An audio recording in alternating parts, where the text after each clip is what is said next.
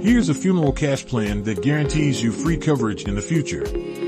Throughout your career, you have made contributions to a funeral plan. Eventually, you retire and cannot afford the premiums, and your policy expires. Are you heading in that direction? Let Diaspora Insurance take care of you. When you take out a Diaspora funeral cash plan, you'll never have to worry about this again. Your future coverage is guaranteed. You can get a free quick quote right now and start the journey to free coverage in the future when you cannot afford your premiums. Your peace of mind is only a WhatsApp message away. +44 770 3838 304 or +27 659 070 419. Get in touch now. 24/7 quote and apply at diasporainsurance.com. Terms and conditions apply.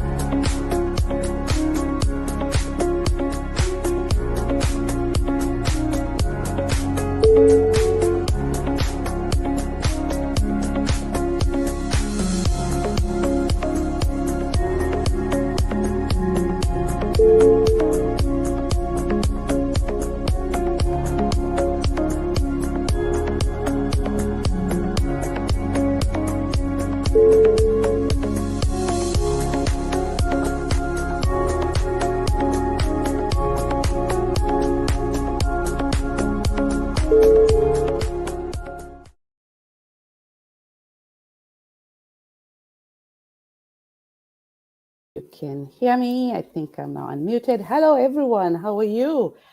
Hey, I hope you had a very good Christmas time. We're just getting started, and thank you for joining us. I can see a few people joining us there. Please let us know where you're listening us from. We want to connect with you. We want to really be here and get engaged of what we're going to offer you today. Today will be a very, very interactive discussion, and I have to say I'm not doing this alone, so we have a huge team here with me who are going to go through with you what we have done in 2022. 2022 has been a very, very busy year. As you all know, we started in all the way from the beginning of May and all the way until December. I'm not going to spoil the broth here because we're going to talk about what have we done. And I can see some of you are tell me where you're listening us for as you're joining. Share. Yes, Petra, my dear friend from Germany. Welcome. Great to see you too. Thanks to see you too as well. Share as much as possible. We want to share with you what we have done. And when we share, it's like we're telling you, yes, what we do, you can also do it. And as we always say, there's enough and plenty for everyone. Shout out to us. Tell us where you're listening us from. So today is not only about only one organization. We are going to talk about also who we are in terms of what we have achieved in African women in Europe. So we're going to start with African women in Europe and then go all the way to really taking out what have African women in Europe done, especially with their projects. As you know, we have been existing for quite some time now, going to 15 years, over 15 years, and really doing amazing work to really support each other and move to next level. So today I'm very excited here in Germany. Of course, it's winter and it has been a very very moving time during Christmas time. But this is time now to reflect. Who are we and what are we really here for? And give me a shout out where you're listening us from. You have a chat. I'm sure you're listening us on YouTube right now. You're either on YouTube, either in YouTube AWE. We also have a YouTube channel. We also have Africa Women in Trade. We also have a YouTube channel. And we also on Facebook pages. So Africa Women in Europe page, Africa Women in Trade page as well. And also on our own websites. We have our own website, www.africawomenineurope. You're going to see that, as well as africawomenintrade.com. You're able to view that right from our website. Thanks to technology, everything is advancing nowadays, and I love digitalization. And that's who we are, African Women in Europe and Women in Trade. We have been able to connect digitally, and we have to embrace this. Corona has taught us so many things. We've gone through lockdown, and thank you everyone who came out in big numbers to come and celebrate with us life again. I know it was really not a nice time. We lost a lot of friends, family members. Some of you, I'm sure you're traveling. You went back home for almost 2 or 3, 4 years. You never know when you have been back home and found that things have changed and people are moving and advancing. And I have myself was in Kenya not long ago, and I was amazed what is in there. And we should go back home. As I always say, diaspora, this is the time. After this video, I hope you're going, and all these messages you're going to share with you today, I hope I will have empowered you to really think about how you can go back home and invest in the best way, on your side. So I'm going to start this off with a message from the CEO, of course, that we shared with you. And the program will also come up. I said, I'm not alone here. We have all the people who really made this event a success, the year a success. I have here Milka Mungai from UK. I have Switzerland here. Helen Kaho is here with me. Melissa Have all the way from South Africa. If you remember, African Women in Trade. And we also have I have also product owner Chantel is here with us, a very dynamic lady. She's gonna be coming up here as well as Judy again. If you didn't see what we've been doing, all of us from South Africa to Kenya, they're all here for you, and even more. Each country has somebody here to present to us what they did during the year, and then afterwards we're going to tell you what you're going to do in 2023. So stay tuned, share with your friends. Africa Women in Europe, African Women Trade. And if you're very curious and you think somebody else will really take advantage of this and really learn something new, go ahead and do it. So I'm going to start off with a message of what African Women in Trade have, a message from the CEO, that's myself, that was recorded for you at the first time here. And I hope we can all share this together, and we'll be moving on after that. So in a few seconds, it's going to start. Hey, good afternoon. How are you today? Thank you for joining me. I'm Zenz, the founder of African Women in Europe. Yes, African Women in Europe have been doing amazing work for the past 15 years. And here we are today, 2022, December, nearly 2023. I am so honored to be here with you and sharing with you good stories and long stories. So Africa Women in Europe was started in 2008 and ever growing with objectives and aims. But the one I want to talk to you about is that the few projects that have been started by Africa Women in Europe. The 2 projects I want to specify with you today are Africa Women in Trade and the famous Africa AWE Diaspora Circle that you all know was registered in Kenya and focusing Kenyans in Europe, women and men. Why do I say that? Women are our center of focus as well as the youth, and that's why I bring these projects, Africa Women in Europe and Africa Women in Trade, joined together with the AWE Diaspora Circle. So Africa Women in Trade is a very interesting platform because African women in Europe decided they want to go back to the community in our motherland. How can we support our women in business? So we started Africa Women in Trade, thinking of I being a Kenyan, I would go to Kenya, right? And that's where the AWE Diaspora started. And between 3 years, it was already started AWE Diaspora Circle that is now running and looking for members. And I hope you can join us as well. So the Africa Women in Trade was a way to connect the whole continent as a motherland. So was started 2021 under the AFCFTA, that is Africa Continental Free Trade Area, where we are all campaigning for one market in Africa. What does that mean for our women? What does that mean for our youth? We should be getting excited. This is a great movement. Africa, made in Africa, for Africans. How does that sound?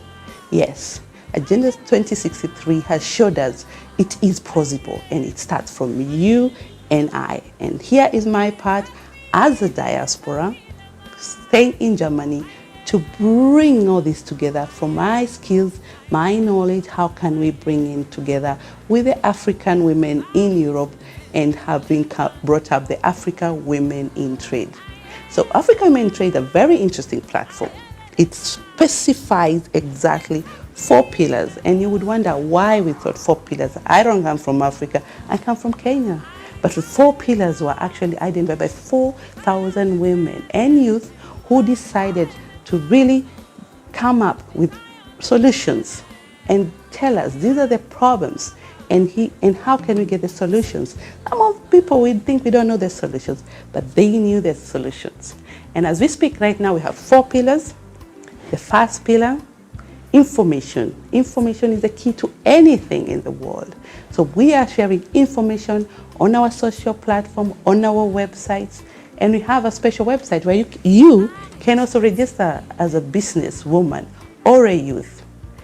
You have to be ready for trade, because trade is one level higher. After you've done the business in your local region, sold across each other, moved to cross borders, then when you start cross border, we have started trading. And women are leading in this. And we are supporting sharing information. And the second one is market access. Women are so excited and looking forward for market access. We are tired. We have been told these products are here, beautiful products and amazing, amazing products. And I would ask you to go check on our website to see the products that women are producing. The products are ready for market. And what does the women say? They want market access, and that's our pillar number 2. Pillar number 3 is investments and grants. And we have seen through different projects in the continent and across other global markets offering grants, businesses. We have one famous one that we have all done called VDO Project. And this VDO project has really helped businesses to get started. And now we see small businesses, farmers, cattle farmers, all doing great businesses, starting up slowly. They're not ready for trade, but already to start something. And investors are already investing in business that want to grow. And I always tell my women, and I hope you agree with me, that we need market access, not money. It's time for trade and not aid. And when you have market access, you have enough to sell, and that way an investor can come in anytime. Even the banks will be happy for you. So in the 4th pillar, which is the most important one as well, is the capacity building. Yes, we want to breed. Yes, we want to sell. How are we going to do this? Women, it's our time now to pull ourselves together, our resources, our knowledge, the environment around, to work around with us, help us to get to that level of selling. Yes, there's a lot out there. Yes, you have been doing a lot of courses. Take them serious, because it's important to inform yourself where the sales are. If you want to go to global markets, what do they access? And here we are, African Women in Trade, with 4 pillars, as I mentioned: information, market access, investments and grants, and capacity building. Now we are really looking for the next steps to take us to 2023. And guess what? Market access is the first one. You all said very loud and clear, market access for your women. And we are working towards that the beginning of the year. We are going to focus, as well as you have known, AFCFT has identified 8 countries. 8 countries where we can already start trading. And we can see that Kenya is already trading with Ghana. Teas, batteries, you name it, coffee. Why not? We always think abroad. Now we can do it here. So we'll be focusing on the 8 countries. So check out on that, because we'll be growing ourselves, informing ourselves how to go that under Women in Trade. And hopefully we meet again to really celebrate again this the milestone. And I always tell you, as an entrepreneur, you can sell anything. If what you have right now is not selling, you need to pivot it, change it, and look what is moving in your country, in your region, before you go to the cross-border. So work with me in 2023. Feel very proud of yourself where you are. I've met strong women personally, even supported them to reach the small milli step closer to trade, and we have a lot more to do. But we cannot do this alone. Together, we are strong. So I'm looking out to you, and see you again very soon.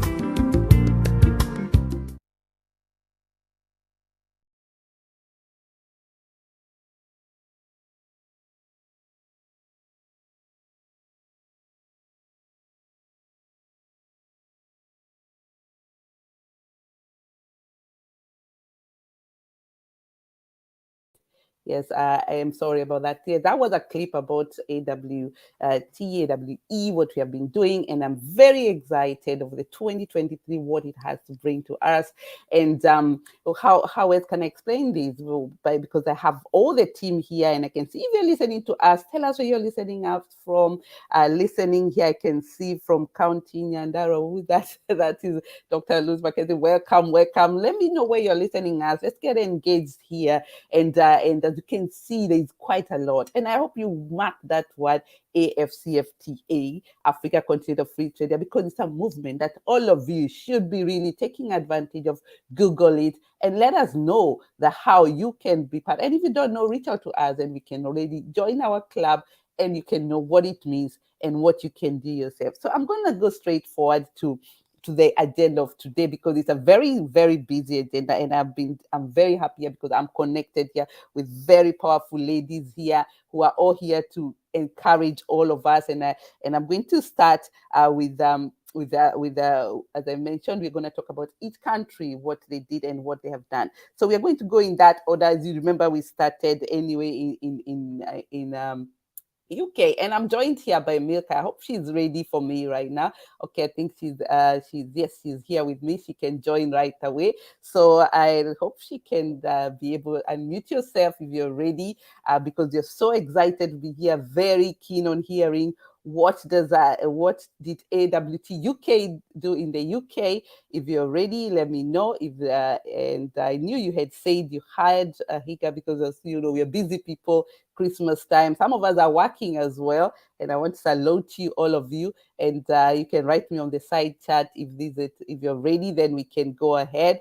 I know you had mentioned to come back later, but anyway, we're gonna go because the list is really long, and I'm looking forward to all this. So I think Germany is next, if I'm correct, because what is going to happen right now is that we're going to give you a small clip what Germany did, a bit of photos to give you to remind you what really happened during that time, and then we will come out from after Germany. We will go to Holland.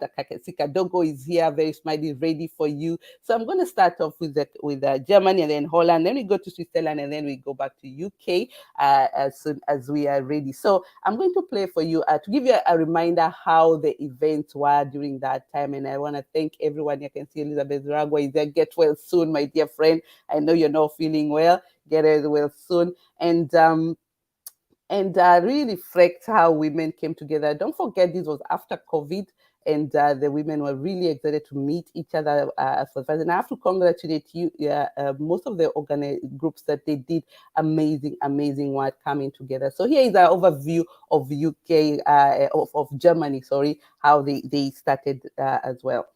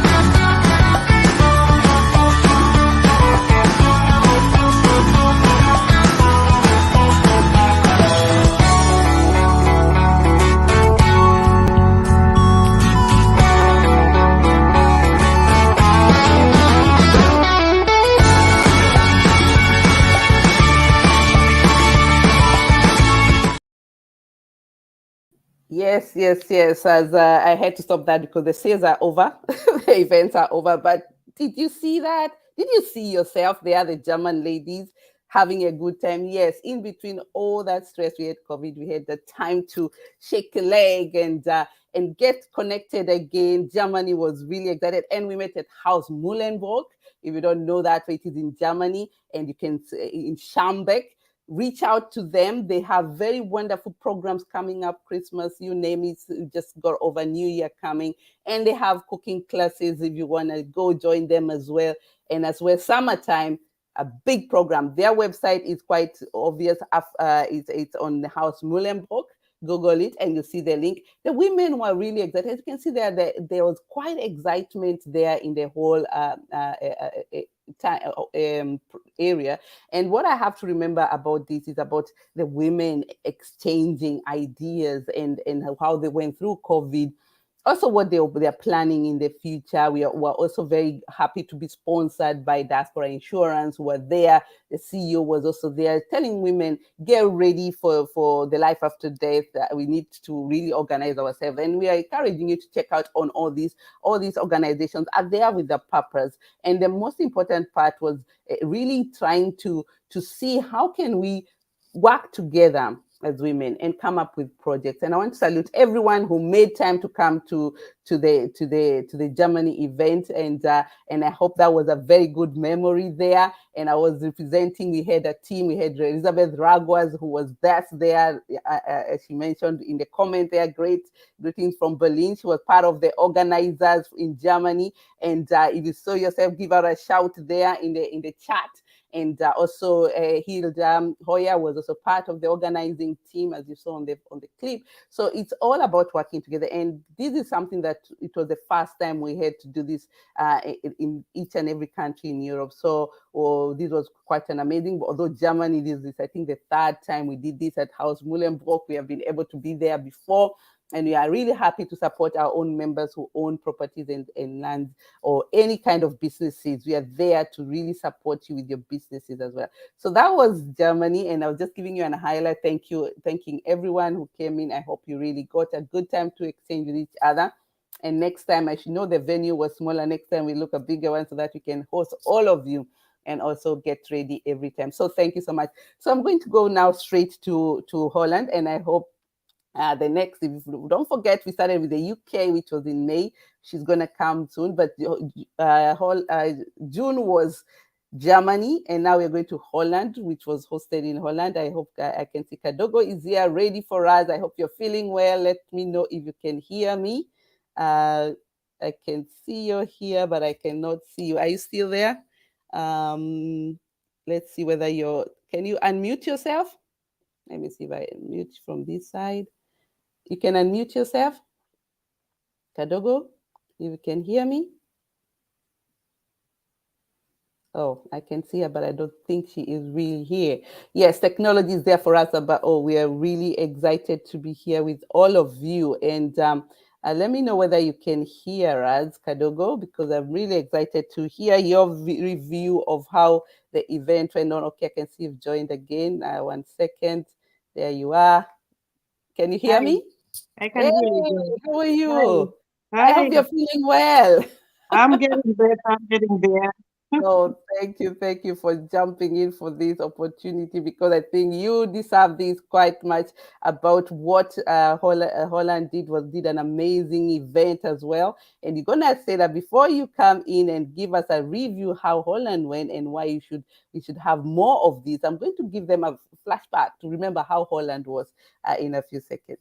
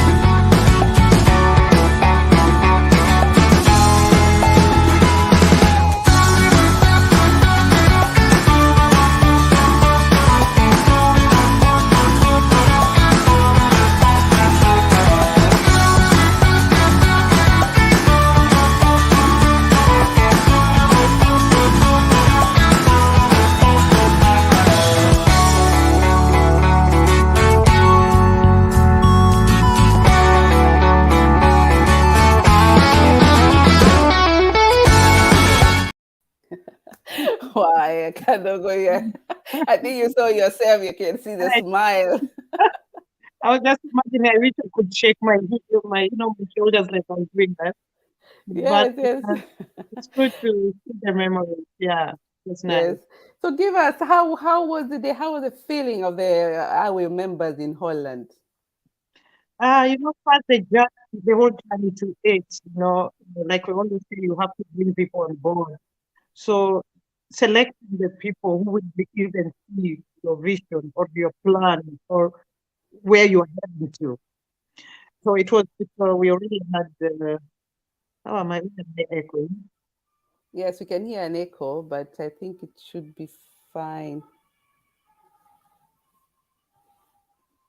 You can go ahead. You can go ahead. Okay. So the team we had worked with during Corona time, already were there, so we included 2 more. That made it easier. And then also the location with the teamwork was very good with the team. Having worked together made it easier.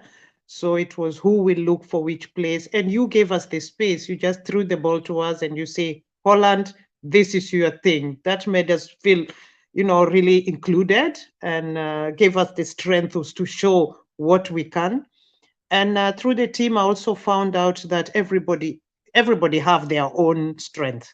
That is when you realize when you start working together, and it is good to give the people the space. It doesn't mean that you don't add to what the idea is, but sharing the values you have made me also learn. I'm old, but I still learn every day. I tell you what we did in February. I learned in this year in the Netherlands. I really learned from. And then the location involving the hotel people, starting to know who are these African women in Europe? What do they do? What do they want? Okay, in the end, we had to come to Joy because we had to involve you because it is the African women in Europe, we have the way we work. So we were trying to get out of the box, and you also allowed us to get a bit out of the box, which made it a success. I personally liked the group we brought in. There are 2 or 3 women who up to today say, having attended that place, I've learned to know, I found my strength. That's the word. There was one who was giving up. She's a musician. She has lupus. I mean, she accepts people to talk about it because she even came on stage. But it was like being all the time on stage for her, and the sickness she got, lupus, if you want, you can Google it, made her feel helpless, useless, and nothing. But since that day, I believe if you see her now, everywhere where she we come, she's on stage. Whether she's singing or what, she got the power. She called me Mama. You brought me back. You made me do things which I thought the end had come. And then we also had the speaker about violence, Stella Wanyoika, also brought up something which most women go through. It doesn't have to be physical violence. Mm-hmm. Violence is broad. Later we sat together, and after hearing that, although I know that, but then you go questioning again. It's broad. So people think because you have been given a slap, that is not violence. That is how it starts. If you let the second step, it will be the third, it will be the fourth, There also people learned a lot. I also liked the engagement with the embassy that they came. They're even asking, when are we going to hold another one? And, they're like, bring it. It's still hot. We want to dance again. We want to meet the people. We want to, interact. And, when you organize something and you hear people asking, when is the next one? That means already you have passed the exam. It's perfect. Yeah. It was not perfect. We can still make it better, but at least people are asking for more. So what else did I found very important?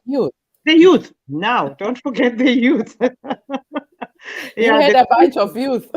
Yes. We had Aurelia. Aurelia is also so powerful and bring the girls to, let me call them girls. They're over 30, but to us, they are youth. And you start seeing yourself like, wow, I used to be like this, but now it's different. The technology is different. Their way of thinking is different. You bring in yours, they bring in theirs. That was also very good with the youth. We introduced the diaspora insurance, which is also now, bringing awareness to people of the end of our life, which we don't want to talk about. People having families back home and WhatsApp groups. I've told people, if I've told you about the diaspora insurance and you didn't take action, don't ask me to join a WhatsApp group.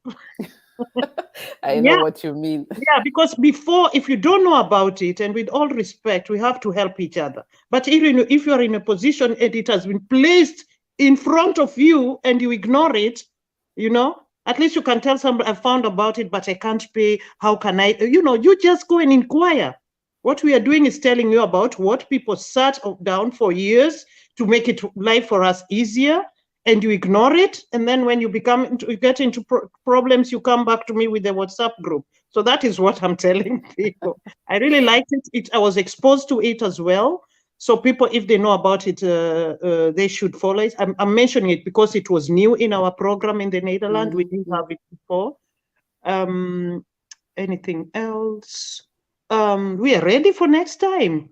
Wow, I like that. And I was just listening to you, the way and the messages, because I remember the messages and the emotional part of it that was even in between the people and the presenting, and not forgetting about the food. We had very good food. Thank you for choosing. Then, as she said, we give all we delegate most of the work to our representative and your team, which you're going to mention them as well, because you are not the only one. Your team as well was very important. But we guide them how AWT needs to be presented, but the big picture. Maybe you can mention to us about the team, because you are quite a good team too, the names. Yeah. We had Nelly Kara. Nelly has her own business, cleaning business. She lives in Maastricht, which was also one of the locations we wanted to use the year before. She's a multitask woman, 2 children. Very hardworking, but when her task was mentioned, then it's like I was asking, did you put all your other businesses on the side for African women in Europe? Because she was delivering when it was needed. Yeah. We all do our best, but I'm thanking everybody with what they did. Betty with her catering, with her restaurant in Den Haag, she was also fully. The woman works from 11 in the morning till 9 in the evening. She's only free on Mondays, and Sundays is church. So if there's any washing, we don't have house girls here, then Monday is a free day. But she dedicated herself. I really have to thank her as well. In fact, she's on Tuco. She has been in diaspora, daring abroad. If you want to know about her, you can also read. And then we had Aurelia. Aurelia is full of fire. That girl is on fire. Her energy, yes. She needs to be really brought on board, because she also has very good ideas for the next generation. And I really liked what she did, her presentations.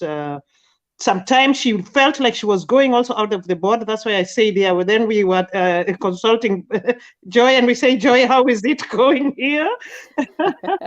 I love the energy. I love the energy of the young people. And that's why we are here to guide them, because at the end of the day, we have to work with what we can, right? And then we work into. But I like the idea of bring up new ways, and the door is open now for Holland, and I can see you've been having also more events. It started in July, but I've been seeing you active with so many events now, which is really good. The unity of working together to support another person's event, and that I want to thank you for also being our mother and our supporter throughout. And I reach out to Kadogo anytime if you have any other last thing before we go to the next one. Do you have any other comment? The comment is, I like the way AWE is spreading the wings. There's more coming. I saw the way you were enjoying in Kenya. You are not just Stay sitting in tuned. Mombasa. You are just No, not in Mombasa having cocktail and lying at the sun. I You are wish. there still working. I like that spirit. And I'm happy to be one of the team. Thank you. Thank you so much for being there for us. So we are meeting next. Stay tuned to see what the others did and also what is coming, because it's quite interesting as well. And I've shared there with the diaspora insurance, as you all mentioned. If you have never heard about diaspora insurance, they offer cash cover, and maybe I give you a short clip before that, because it's so important for people to really remember this, because we don't think about that. And as African, we do have a life after death. We're just not like Europeans, we disappear and that's it. So it's important also to check who is taking care of all those covers that you're not. So I'm going to put a very quick clip, and then the next person comes. Funeral cover for less than a cup of coffee.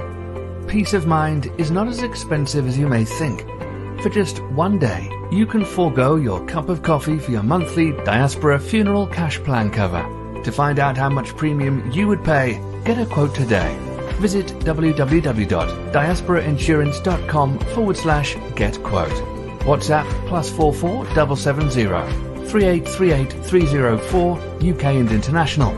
WhatsApp +27 659 070 419 South Africa and rest of Africa. Funeral cover for less than a cup of coffee.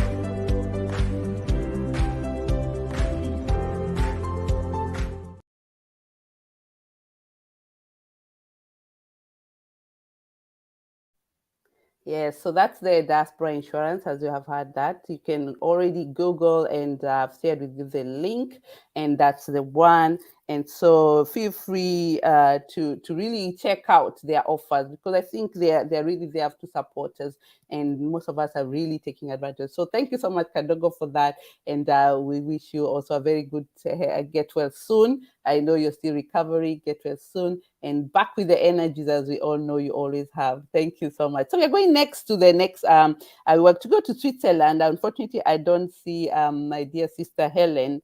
If you're there, let me know if a different number. But we go to UK as we wait for Switzerland to come in. UK, Milka, let me know if you're still there, so that we can get started here, because we are so excited. It has been a very busy year, and if you're joining right now, just know that it has been a very, very interesting time for all of us. We have been networking, we have been really exchanging ideas, and moving one step further. As we go on, you see it will be changing from Europe, going to transit into Africa, and more exciting ideas coming up. And we are happy to have you on board. Hi, Milka, can you hear me?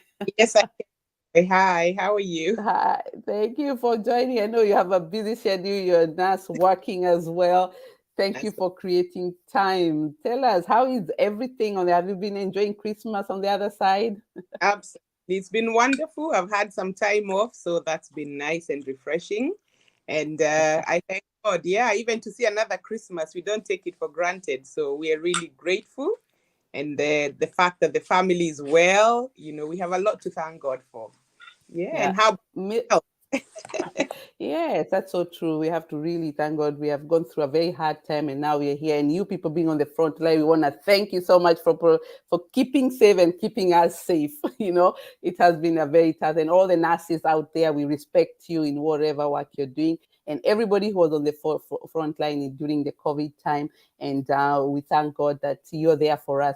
And that you, Milka, you have been an AWE member right from the beginning. You have been, I don't even know, UK, you name it, South Africa. Guys, South Africa, Cape Town is not a very close, almost 20 hours from here. But I love the energy that you keep connecting us, pushing us forward, and also being a supportive also for the AWE, being a core of AWE. That has something that we cannot underestimate, guiding us all the way to the SACCO. Some of you don't know AWE Diaspora SACCO. We are also part of that as well. And it's such a great work that you. But today we are going to talk about UK, because UK, you did a beautiful, you're the people who started the energy, and the energies were strong. We felt it like everybody like, oh my goodness, we have to catch up with UK. Absolutely. And so I'm going to play a clip here so that everybody can have a view how it was. And yes, it was really marvelous. So take a watch of this.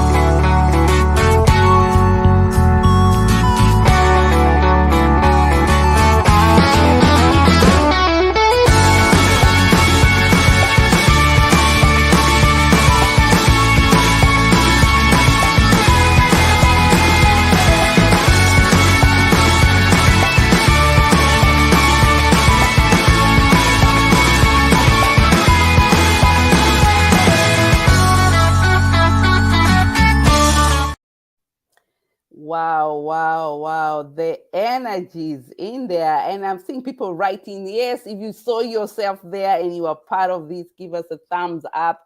Tell us how you felt as well. Thank you for really making UK one of the really our pillar as AWE, because we're really looking forward the way you support and put the and the energies. Tell us, how was it for you? Because you had a team, and I can see Maggie Mula, I know you're listening us as well.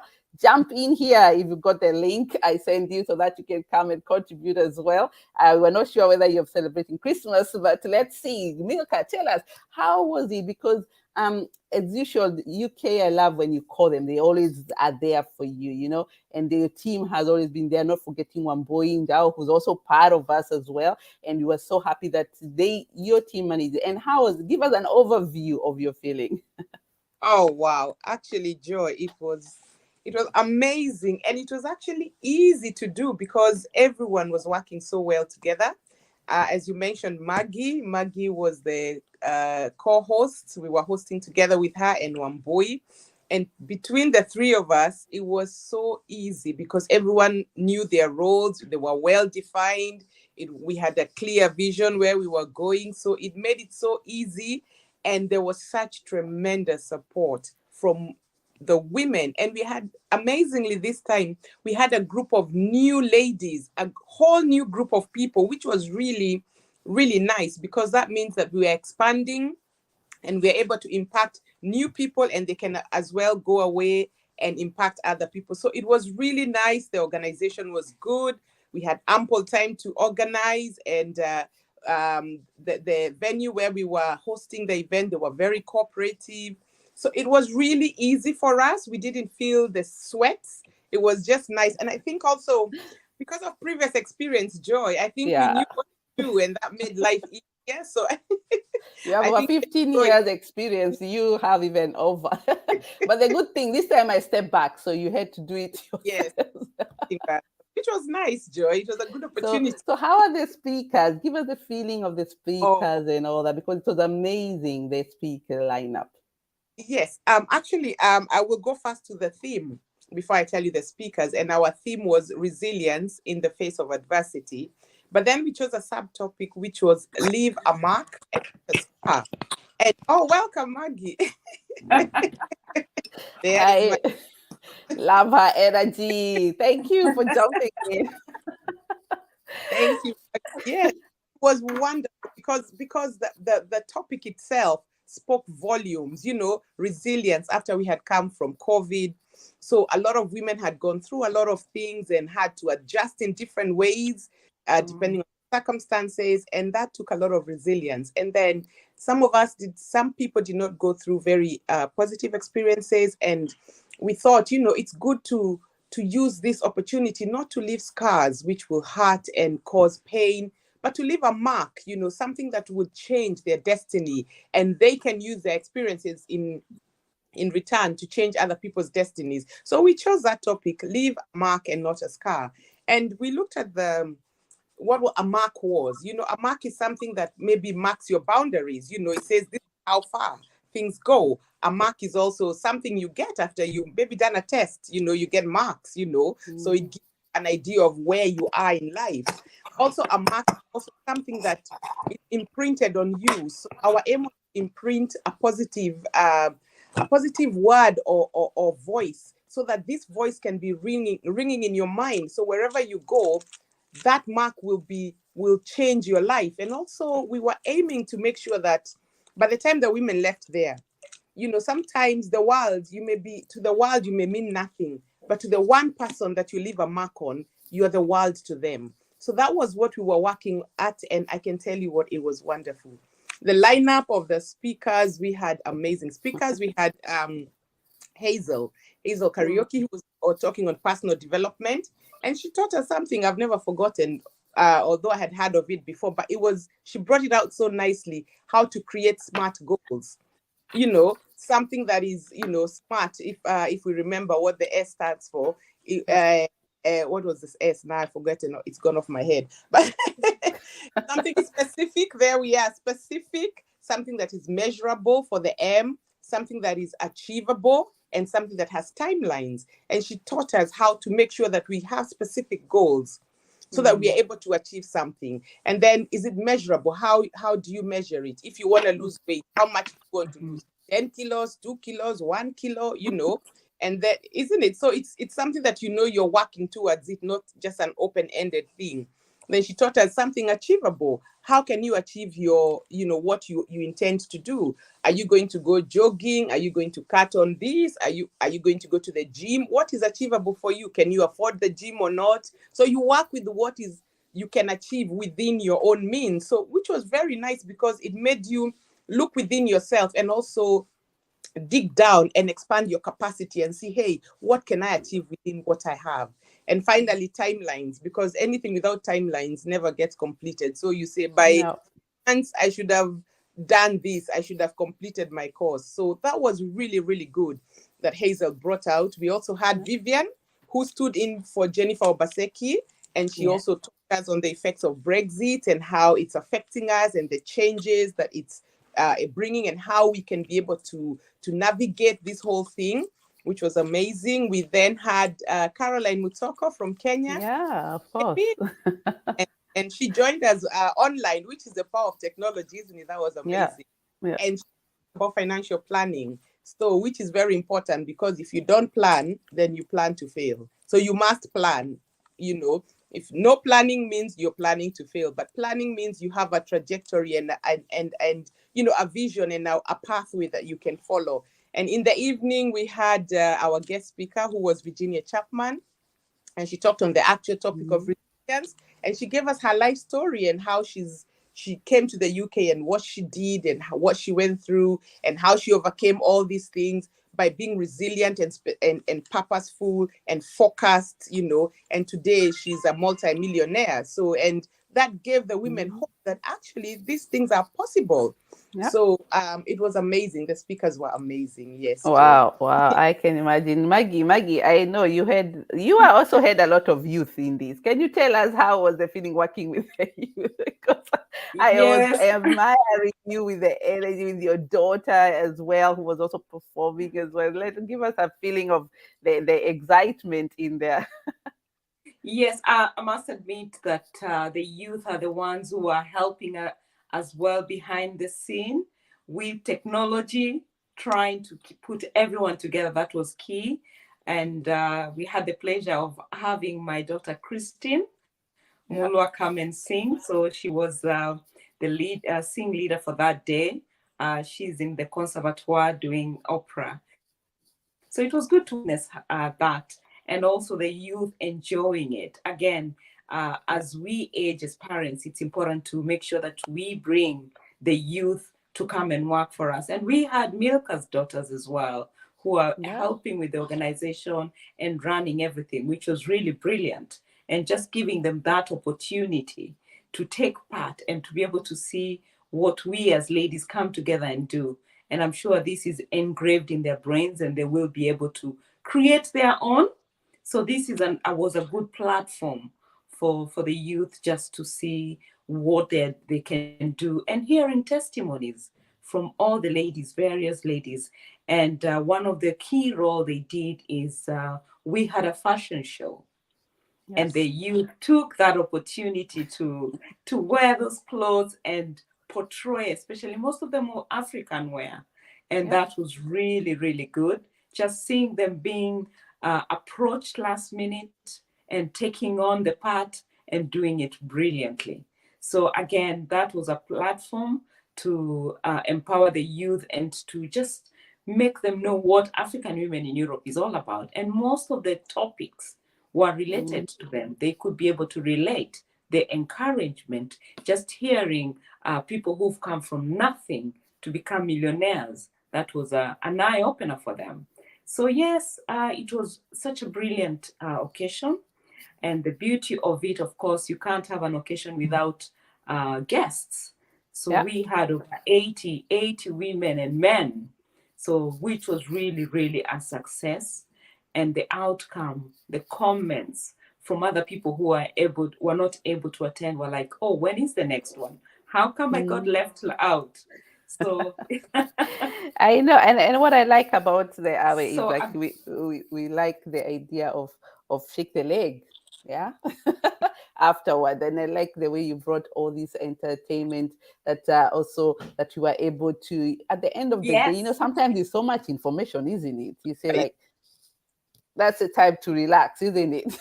Absolutely. That's right. Yeah. And we know how to party as well. Oh yes. We our women, we know when to really shake her. And I can see a lot of you as mentioning people. UK was a real inspiration. Matilda there, she wasn't there, but she followed you guys. She's in Germany. She came to the Germany ones very well. Thank you so much, everyone. And the message, I mean, knowing UK, you have been very also been affected by the COVID. Now things are coming back. So how do you want to encourage our people in the future? I start with Milka and then we go to Maggie, how to get engaged in I know you have so many events in there, but when you say, how do you select which one and which one? I'm not saying you don't go to all of them, but how do you encourage people to get out? Because this isolation, staying on your own, it's really it was not a good time, and it's taking people a long time for the get out from the comfort zone and then getting to know people, to interact with people. And I have to say, with the AWE, what we do is that we don't leave anyone. If you come on your own, we always engage with you as much as possible, connect with others, even if you're coming on your own. So maybe try to encourage them a little bit. Milka? Go ahead. Yeah. One thing I would like to point out is that the events that we have, they're for women, but also men are welcome.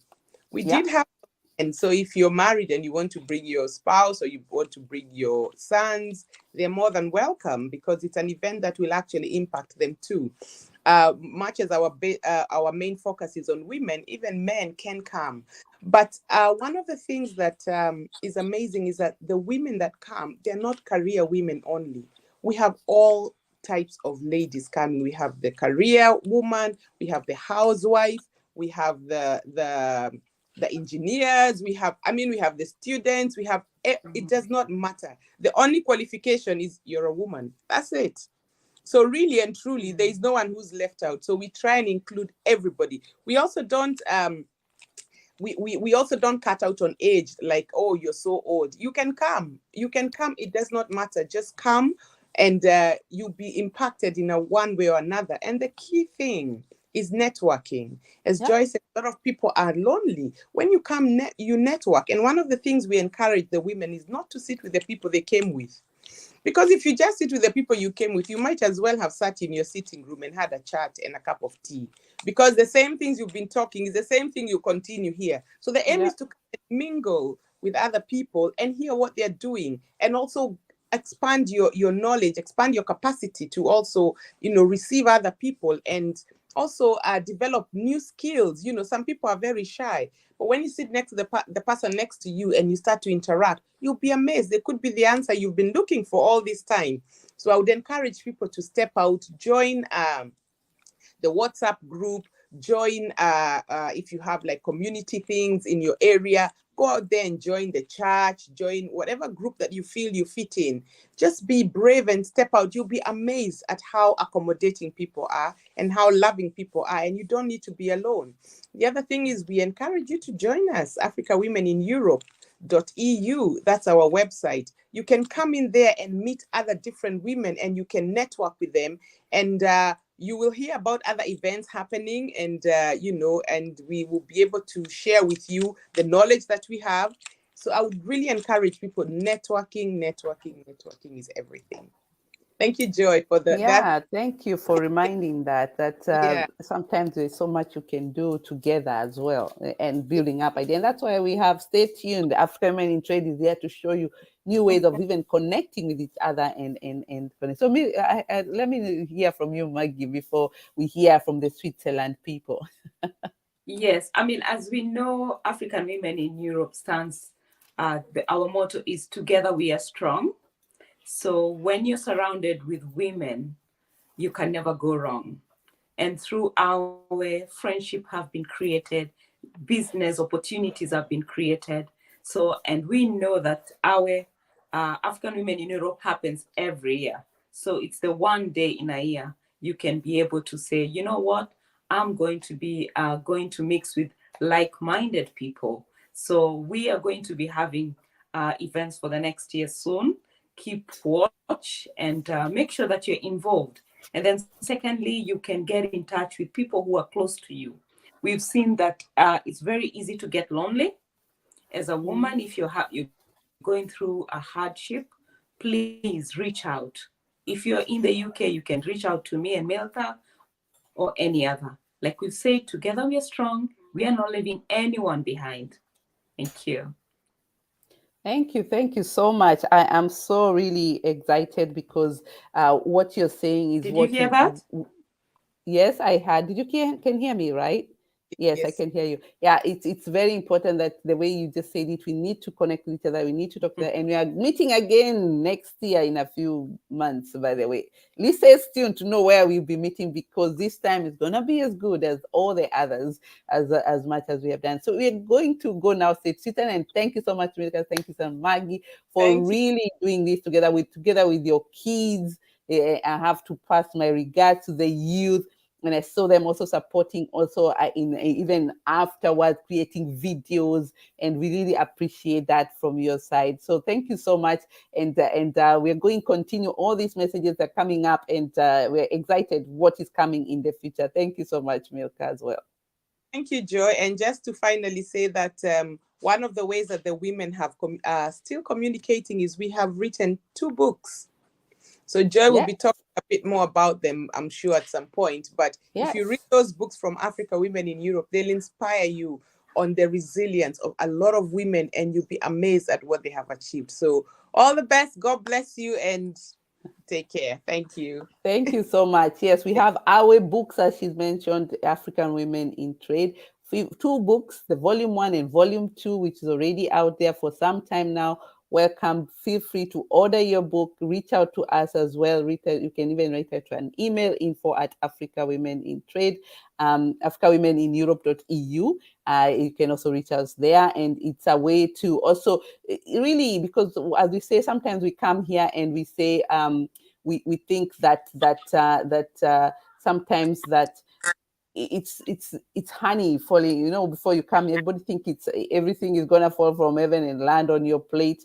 Sorry, guys, you have to work so hard to be wherever you are. I'm going to disappoint you, but it's the fact. And that is a message that women have shared, how they struggled all the way. Even if we see them today, where did they start? Including myself, including Milka. Maggie, we still have to read yours coming the next chapter, volume 3. So we have 2 books, and I'm very happy to share with you. You can email us, and you can order it already on our website. Our website, www.africanwomenineurope.eu. You can order it there, and you can read about what you do. And some people have had very good news about people using the book to even improve their way of life where they are, because the whole idea is to stop, not to repeat what the mistakes that we did. So they should do better so that we get out from this going round and round the same thing. So it's all about that. So I think I'm losing Maggie there, but I hope she will get back to her again. But thank you so much, Milka, for joining us as well. Thank you. Thank you. Yes, now you're wondering, hey, when is Ghana Africa? No, one more to go. As you remember, we had a lot of events, and I can see a lot of comments there. Let me know where you're listening us from. Today, it's all about what AWT and AWE have been doing for the past year. A lot of work we have done together as a team, and all of them are here to share with you. We started with Germany, we went to Holland, and now it was UK. And I'm going to show you Switzerland. And I'm thank you so much for those ones who are commenting here. Stella Weber, hey sister, Merry Christmas, Happy New Year, Merry Christmas to you as well. You can see I'm listening here from South Africa. Diamond, welcome. Thank you so much. Share so that somebody else can really get blessed or get informed, because information is everything. And that here I can see someone from Kigali, Rwanda. Welcome. Munzi, thank you, Bon. I love that you're here as well. One of the African Women in Trade representative in Rwanda. We have a big, huge team here today, and they're all here to listen to everything. We have also Petra from Hamburg. Share with somebody, diaspora Africa, wherever you can. Greetings also from Berlin. Thank you so much. So you're going to go straight now to Switzerland. Unfortunately, the lady who was coming from Helen was worked so hard to bring this program together with her team.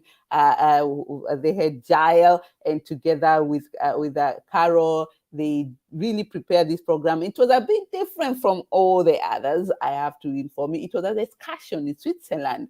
And guess what? What do you do when you go to Switzerland? But it's actually it's a bit disappointing, because we went to the chocolate factory, and we did a lot of mountain biking and a cheesecake. Anyway, when you go to Rome, do what Romans do. But the chocolate was a little bit feeling like we should have this in Africa as well, not only in Switzerland, enjoying the beauty of Africa. But they're supporting us, farmers and everybody has produced the product Lint. So here is a clip of what happened. It's a very short clip, but it's what we did it was an excursion. We had a small bus that we moved along with, and it took us right from the afternoon to the evening. So here is the clip for Switzerland.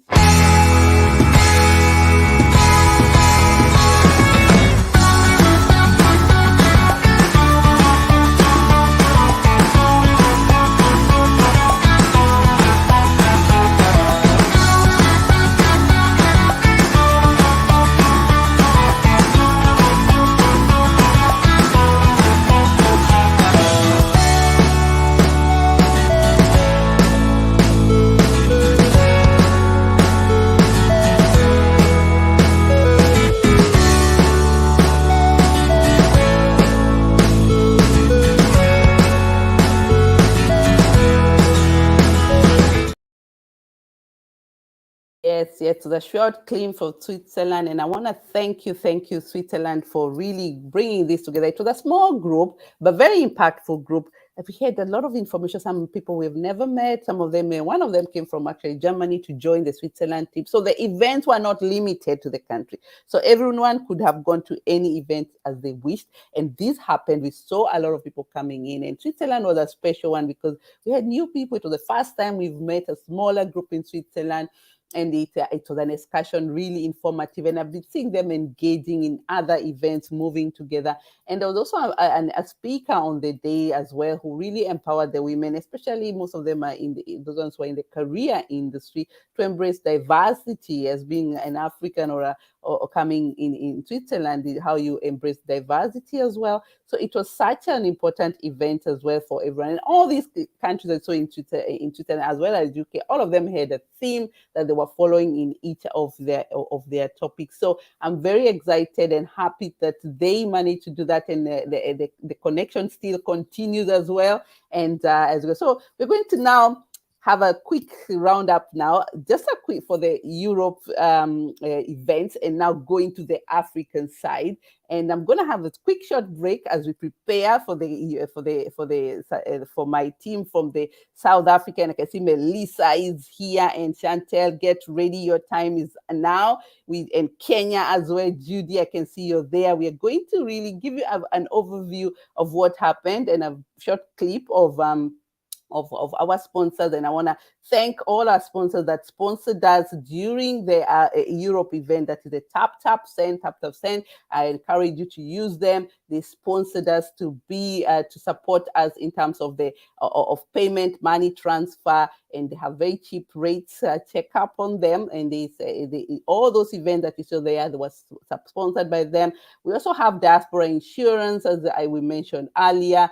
Check out on them. I shared with you the link at www.diasporainsurance.com. You can also visit them there. We also have to thank Harry Holmes. Harry Holmes really sponsored all the events, especially in the Euro in Holland, and they came in person to present. And they have very great products as well, which I'm going to share with you a short clip about them later on. And other organizations like Mahiga Homes was also part of this, supported us in all the event. We have Kenya Airways who are there for us in terms of even sponsoring us flight tickets from here to South Africa to go and visit us. That was really impressive for them, supporting us as well, and offer discount to some of you to take advantage of the discount. The Kenya Airways, we want to thank you for that. And we're really happy that we had all these as well. We had Goshen. Goshen is also a company that sells lands in Kenya,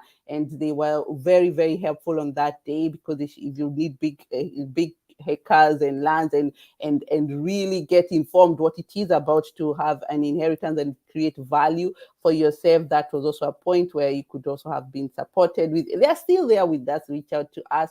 We are very thankful to all the sponsors that supported us, and Carol Mutoko, who really took a chance to come and to be a guest speaker in most of them. Unfortunately, she could not come in person because of the visas issues at that time.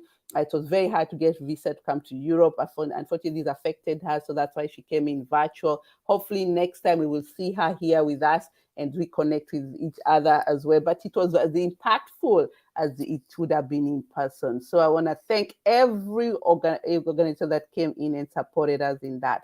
So I'm going to play one more clip and then a commercial, just a short break. Get yourself some water and drink. And now is getting ready for Africa after this.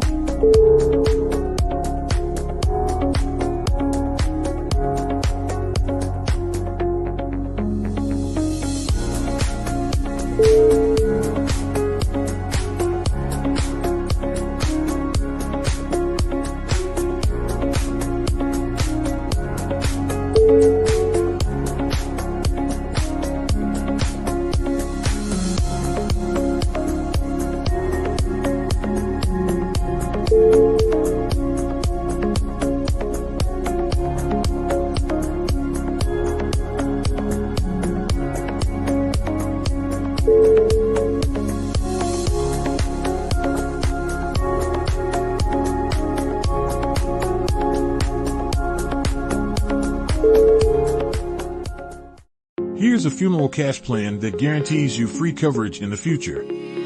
Throughout your career, you have made contributions to a funeral plan. Eventually, you retire and cannot afford the premiums, and your policy expires. Are you heading in that direction? Let Diaspora Insurance take care of you. When you take out a Diaspora funeral cash plan, you'll never have to worry about this again. Your future coverage is guaranteed. You can get a free quick quote right now and start the journey to free coverage in the future when you cannot afford your premiums. Your peace of mind is only a WhatsApp message away. +44 770 3838-304 or +27 659 070 419. Get in touch now. 24/7 quote and apply at diasporainsurance.com. Terms and conditions apply. Yes. Thank you for getting back. Now we are getting ready to get the rams rolling. It's now time for Africa. What have we been doing in Africa for this year since October and December? So I'm very excited to invite. We're going to start with South Africa, and I hope I have my guest here. I can hear Melissa. Melissa, come up, please, and mute yourself. And let's see you. Hi, how are you? How are you, South Africa? Hello, how is everyone? Hey. So well here. It's lovely and warm. We're having great weather. A little bit of rain at the moment, but we're sending all our warm vibes to Europe and the UK. Oh, you better do here. It's freezing cold. But I have to say, Cape Town, when we were there, it was nice and warm, but also very windy and cold waters. Cape Town, I can imagine. How are you today? Anyway, and you're welcome. Very well, very excited to be here with you guys. Always an honor being invited to such beautiful events, whether they be online or in person. It's just wonderful to know that we're growing that African dream. Thank you so much. And some of you who don't know Melissa, she's actually a very, very active lady in South Africa. And maybe you can tell us what you do before we start talking about what we did. Yes, thank you so much. So for the past 4 years, I've been working with what we call the Village. And what we do is we empower African entrepreneurs across the continent to ensure that they get really high-level training on how to take their business to the next level, giving them important skills, whether it be in the boardroom, whether it be how to develop a pitch deck, whatever it is, how to really interact with investors, and how to really understand the value of what it is that they hold in terms of their business. And I've now taken on a new adventure where I'll be working with Ruth in promoting She Power. So very exciting times. That is, wow, I love the networking. Then I need to know more about it. And it's all thanks to you. I know, but everybody think we met in Cape Town. Is that right? No, we met here in Europe, right? I had to fly to the other side of the world to meet you, Joy. Yes, we met with Melissa in WTO, our World Trade Forum, and we really connected because we have same wishes, same goals. And I asked you, please, I'm coming to Cape Town. You have to come. You have to come. You have to support me. And you really took up the call, and you really saved the day. I have to say, you saved our event. As you know, when you happen. And some of you, just to give you an overview, South Africa. I've never been in South Africa. That was my first time in hosting Expo, so I needed all insider information as much as possible. And Melissa was there to give me a crash course here and there, and also during the day, how to really put through the 3 big days. So before I go far, let me share with people how it was. It was a 3 days in October. It started on 20th, 21st, 22nd with the awards. And also we had a trade tours that we managed to go around Cape Town, beautiful, beautiful city as well, with a lot to offer. And here is the clip about what happened.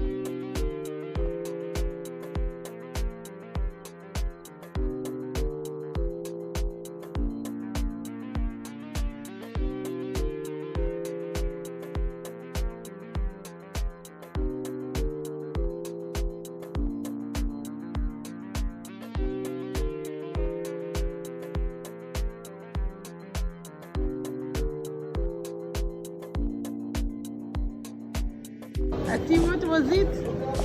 Had the opportunity to see South Africa. Thanks to George and that opportunity. As a team, AWT, as a team. Happy. Viva!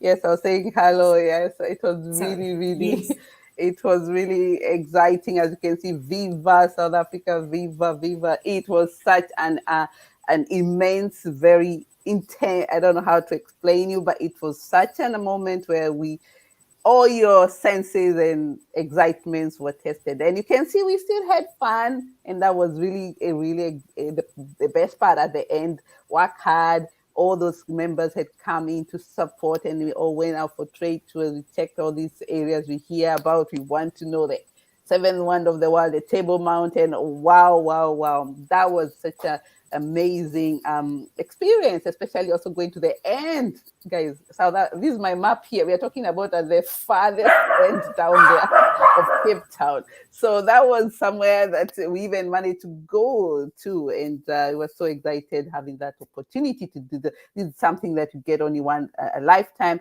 And I have to say the messages, since it was a very intense day. So what Melissa and I are going to do 3 days all through. So I'm going to help her as we're going on, because I was really wanting you to really get to understand how the event was and why it's so important that we go there. So I'm going to tell you how we organize ourselves. So before the event, we came up with a team that we have been connecting from 20, as you know, AWT was started in 2021, only about going 2 years actually in January. And so we had formed a team in there, and we had Oliver, who was a part of that, organizing with a team. We had Princess Tepi, we had Melissa as well, we had Milka as well, who is also here, and if she's here, I would like to add her up here. Please pin me if you're still around, because you really took a lot of time in this. And we also had a lot of people coming from our side, and also from Kenya coming in to support in the whole program. So this was such an amazing opportunity to connect with each other. So the program took us almost 5 months to get prepared, and and I tell you, it's intense, something new. And after this was the most exciting part of organizing an expo. An expo is not an event, and you're talking about trade. Trade is not about just selling one product, it's about buying big junk food, and not junk, but big sum in terms of volumes. And we're specifying more in agro business and processing and manufacturing and all that. So there's quite a lot of work that we need to. And as I told you, Africa Women in Trade is about Africa Continental Free Trade Area. So we are really following the roots of made in Africa for Africans, and already value-added products, not raw materials, something that is so important for us as AWT.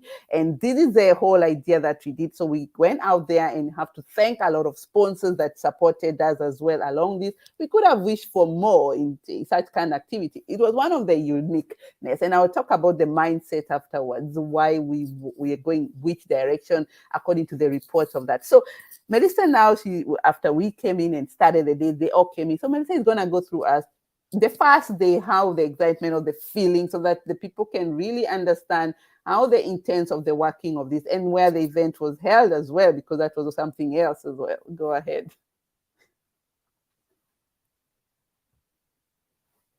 Thank you so much. I'm going to just apologize in advance for my dogs who get very excited, and it seems to only be when I'm on a meeting like this. So I do apologize. So yes, just in terms of, just to give you the feeling of where we were sort of in the center of Cape Town, and it happened at the City Hall in Cape Town, which is a very significant building, because it was actually where Nelson Mandela gave his very first address, which is just such an amazing in itself, just wonderful as an origin. It's a building where new things happen and times are changing, and it was wonderful that this very first face-to-face event here in South Africa for AWT happened to be at that very building. You know, from the time you walk into the building, it's a heritage site, it's cultural. It was such a buzz and such an amazing energy with all of the various ladies there. You know, just from my own perspective, you know, I met so many wonderful women there from AWT who are all just so excited to progress and so excited to really make a name for themselves in terms of what they do. And, you know, we had just such significant speakers over those 3 days. So just going into the first day, which was, again, just a shout out to Oliver and Princess Tsepi, who also worked very hard in the runnings of the special event, alongside Joy as the feet on the ground. And with that being said, Princess Tsepi and Anne were our wonderful MCs for this event. And they really spoke to everything necessity. They brought all their knowledge as well as they were addressing and inviting speakers, etc. And one of the very important keynote speakers on the first day was actually our Minister of Cooperative Governance and Traditional Affairs in South Africa, which is Honorable Dr. Nkosazana Dlamini Zuma. And there really she made mention of the importance of supporting women, the importance of supporting youth in trade, ensuring that there's safety in terms of the good and in terms of the woman as well. And really just encouraging women in terms of gender equality and fairness in pay. It's still such a big thing in our country and across the African continent and in actual many countries across the world where women are not paid equally for pay. So it was wonderful to hear that, and also the acknowledgement also from someone in government to say that's a reality and we need to strive for that. And, you know, someone who's working, or an organization that's working very hard on that, is the World Trade Organization as well. They've got a wonderful department there working on gender equality and gender equality in trade and how they can actually work with women across the continents to actually empower them in terms of trade. And, you know, one of the things that they mentioned, and I'll just do it as a sideline, one of the things that the World Trade Organization lady said to me is there's so many resources available to women in Africa in terms of trade, whether it be labeling, whether it be understanding how, you know, the various codes work, etc. And all of that stuff is actually on their site.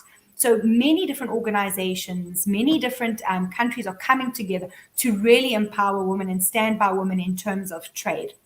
So it's really something we need to dig a little bit deeper and empower ourselves on. And I know Joy is big on empowering yourself. She's big on getting out there. There's no time to feel sorry about anything anymore. And you know what? I know you ladies love the word resilience, but I actually hate the word resilience.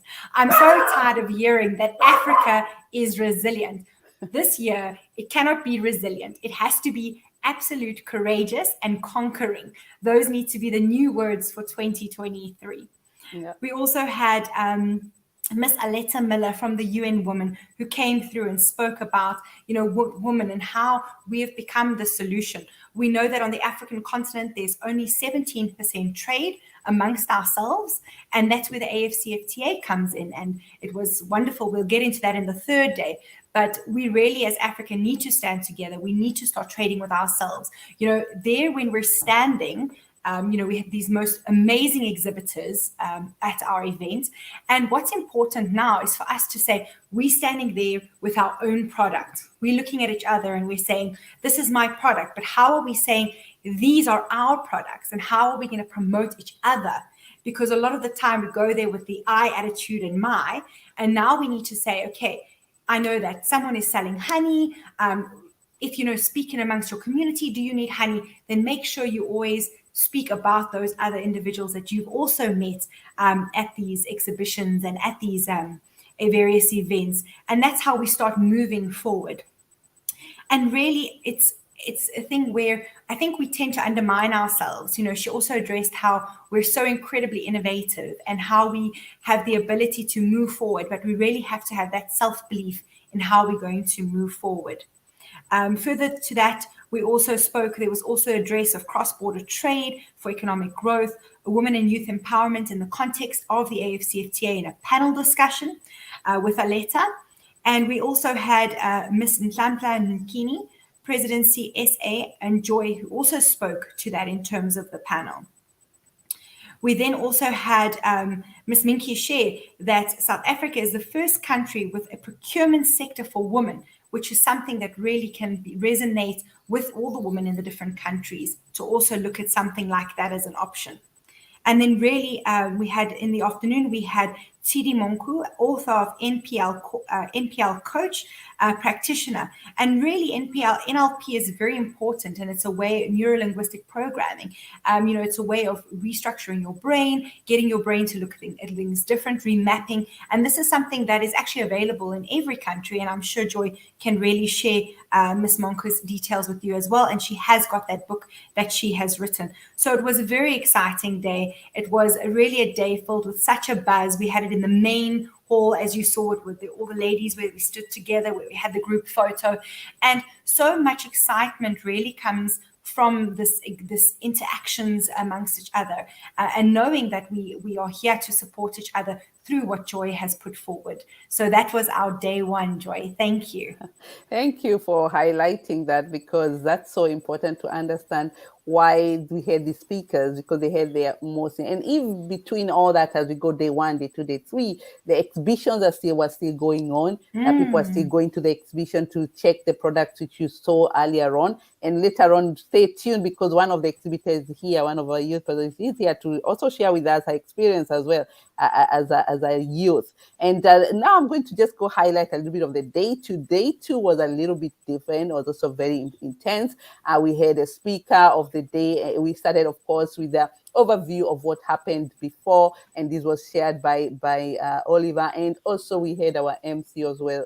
Speaker was Anne Gaida, who could not be here, who was the MC moderating throughout the day and sharing out a lot of information and insight about it. So we had Miss Ayanda Vumbi, and just to give you a highlight, Miss Ayanda, she's from the UN Women. UN Women were also partnering with us, and we were so happy because they sponsored around 20 women to come in, meaning coming in to exhibit, accommodation and transport, and also sharing with them ideas how they can improve. So she also took part on the day 1. She opened the day as a keynote speaker, and she was informed how UN Women are supporting AFCFTA Women and Youth Protocol, where women work with women and youth to engage in trade to solve problems together.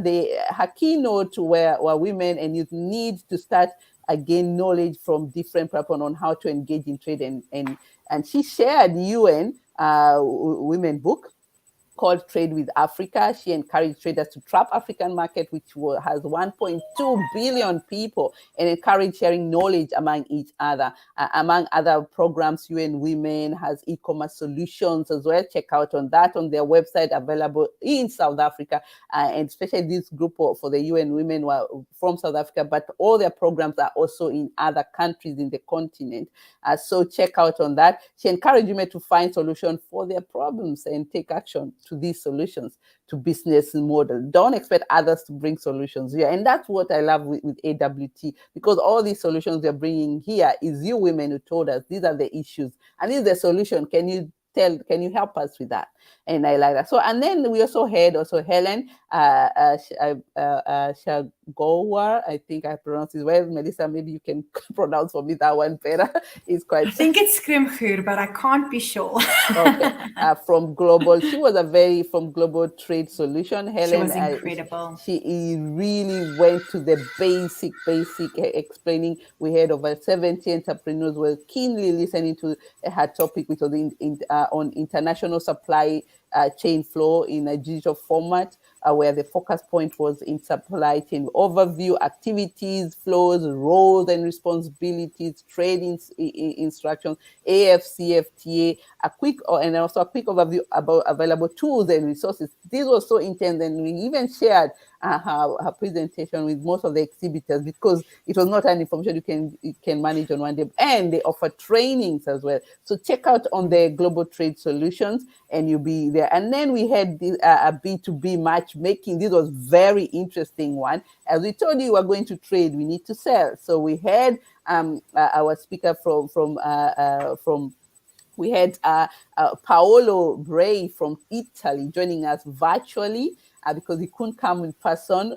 He is the CEO and founder of World Sustainability Organization, and you also hear Friends of the Earth, Friends of the Water. So he came in, and six exhibitors pitched on the day, and during the event, and they were all recognized for certification and market support and all this were happening instant.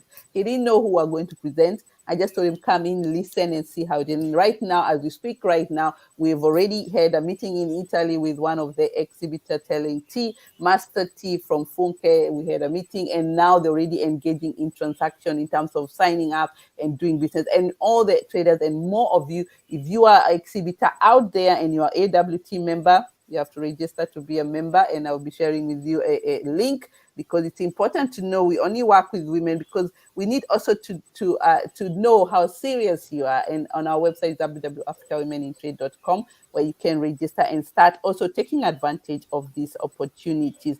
And then later in the afternoon, we had a discussion, which was a panel discussion where we had Beverly from CEO of Wine, Women in Wine, and Funke as well, who are all exhibitors on that day. They came in to talk about the challenges, how they overcome them. The discussion was extended with discussions on doing business in Africa, inclusion of culture, and Mark Tooth and Mina Gaina from Kenya Airways representative came in and told us how Kenya Airways are also supporting in terms of also traders, because they also are not only for human, they also do logistics as well. So, and that was actually moderated by Melissa, and thank you so much for really stepping in on that one. And we did a very great job there. Wonderful. And informative, hearing it from manufacturers, because these two ladies were manufacturers as well. So that was such an intense. And then we went to day three. Maybe day three, I'm going to hand over to you, because it was one of the busiest and a very impactful one. And I cannot explain being in it. I would not even explain it better, because you were the one running it on the day. Thank you so much. So we started off there. Thank you so much with Honorable Professor Dr. Olive Shizana from UCT, who spoke all things trade and really took it to the basics, spoke about really what trade means, how trade has evolved, what it is that we can do. And I think, Joy, I actually do have that presentation that I can actually share with you to share with the ladies as well, and really spoke to, finding a presence as a woman within the space of trade. Just an incredible overview in terms of, that perspective, of also it being a doctor in a university and what those perspectives are and how they see it playing out from an educational perspective as well, which was wonderful. And then to top the entire event off, we had Honorable Wamkele Mene, the Secretariat of the AFCFT, come through. And I think there was not a person in the room that was not thrilled, excited beyond words to have Honorable Wamkele Mene. And Joy, so well done to you and your team for managing to pull that off. He's a very difficult man to come by. I've seen him in London when I attended the African debate, and I saw him as well also speaking here in South Africa. And he's forever. I don't think that man rests a minute. He is always on a plane to somewhere to speak. And when he speaks, everyone is all ears. He shared on some incredible upcoming ways forward with the AFCFTA. He spoke of something so important, which sat as such a pivotal moment for us as Africans, where he spoke of having your product, if it's fully the origins, all the origins of the product, all the various materials that go into a product, if all of them are of African origin, it will get an AFCFTA stamp. And they are going to have an online platform where we can sell proudly South African products or proudly Kenyan products, which is just incredible.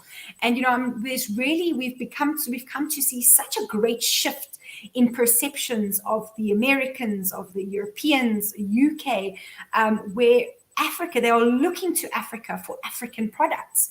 They're no longer wanting to actually buy from China. They want to support Africa. They want to come in and they want to be able to get the quality that they know the African continent can produce. So that to me was one of the most standout attributes of that day's conversation. Amongst that, he spoke about the woman and the volatility of people not having access to jobs, and that trade and us being part of this production chain is really going to be the answer to youth unemployment. And really he's fully acknowledging that women are stepping up to better the African continent through their efforts in business ownership and in trade specifically.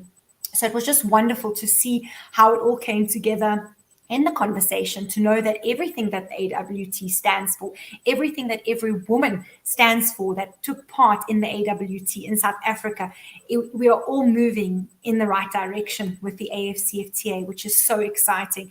And, for me, I was absolutely blown away as I walked in and amongst the exhibitors and saw the quality of the products that were there. It's so exciting to see and to know that this is our people and what they're capable of doing. And it's time, high tide, that these products are actually taken to market, not just in Africa, but across the world, and, to get that rightfully deserved applause for what we're capable of as Africans. So it's just wonderful. And then to end it all was the most spectacular gala event. Again, Joy, well done to you and your team. It was just beautiful. Everyone came dressed beautifully. Everyone was excited to be there, looking all glamorous, to really celebrate what we all came together to celebrate. And that is the way forward for women in trade.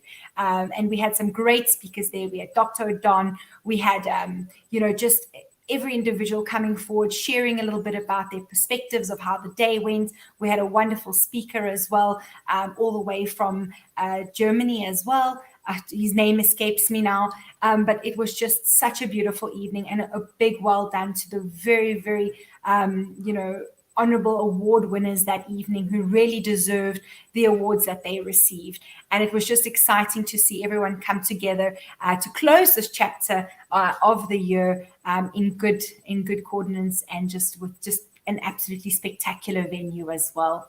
Thank you so much, Joy. And Joy, you are such a leader, and I admire you so much. You're a mom, you work full time, and this is something that you do, from the bottom of your heart. You really just want to propel Africa and African women across Europe, the UK. And it's just beautiful to see that someone has taken this and just taken the bull by the horns, and you're just running with it. And you are really such a leader, and we look forward to what 2023 is going to bring. And we know that every woman within these various platforms are just going to exceed all expectations. Thank you very much.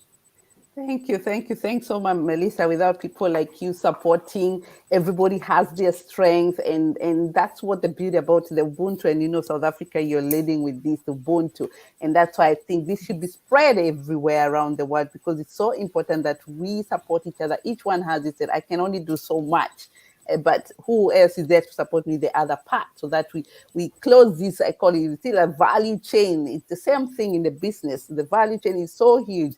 I am an enabler, but I need the doers and the actors and the regulators and the government and the bankers, the institutes. Everyone has to come in and fill up this hole, because Africa, it's time to trade, not aid. And that is so true. And I want to thank you so much, because you did a marvelous job. You stepped into places that you're like, you know what, Joel, I'll go with it. And whatever it is, let's go. Africa, you have to be ready for anything. And I love that attitude of really pulling in together and helping where you see loopholes. And that's the beauty about it. And I can tell you already joined the AWE membership. It's the spirit of it is like that. When you see something, and that's how you saw African women in trade. And I hope Milka is still there, but I'm not sure she's there. But it's all about how everybody stepped in. Milka, if you're there, I'm going to put you up as you give up also your review as well a little bit, if you're still there, because you really took a big part on also supporting on the day. And I remember Milka had an injury, but she still managed with us. She moved.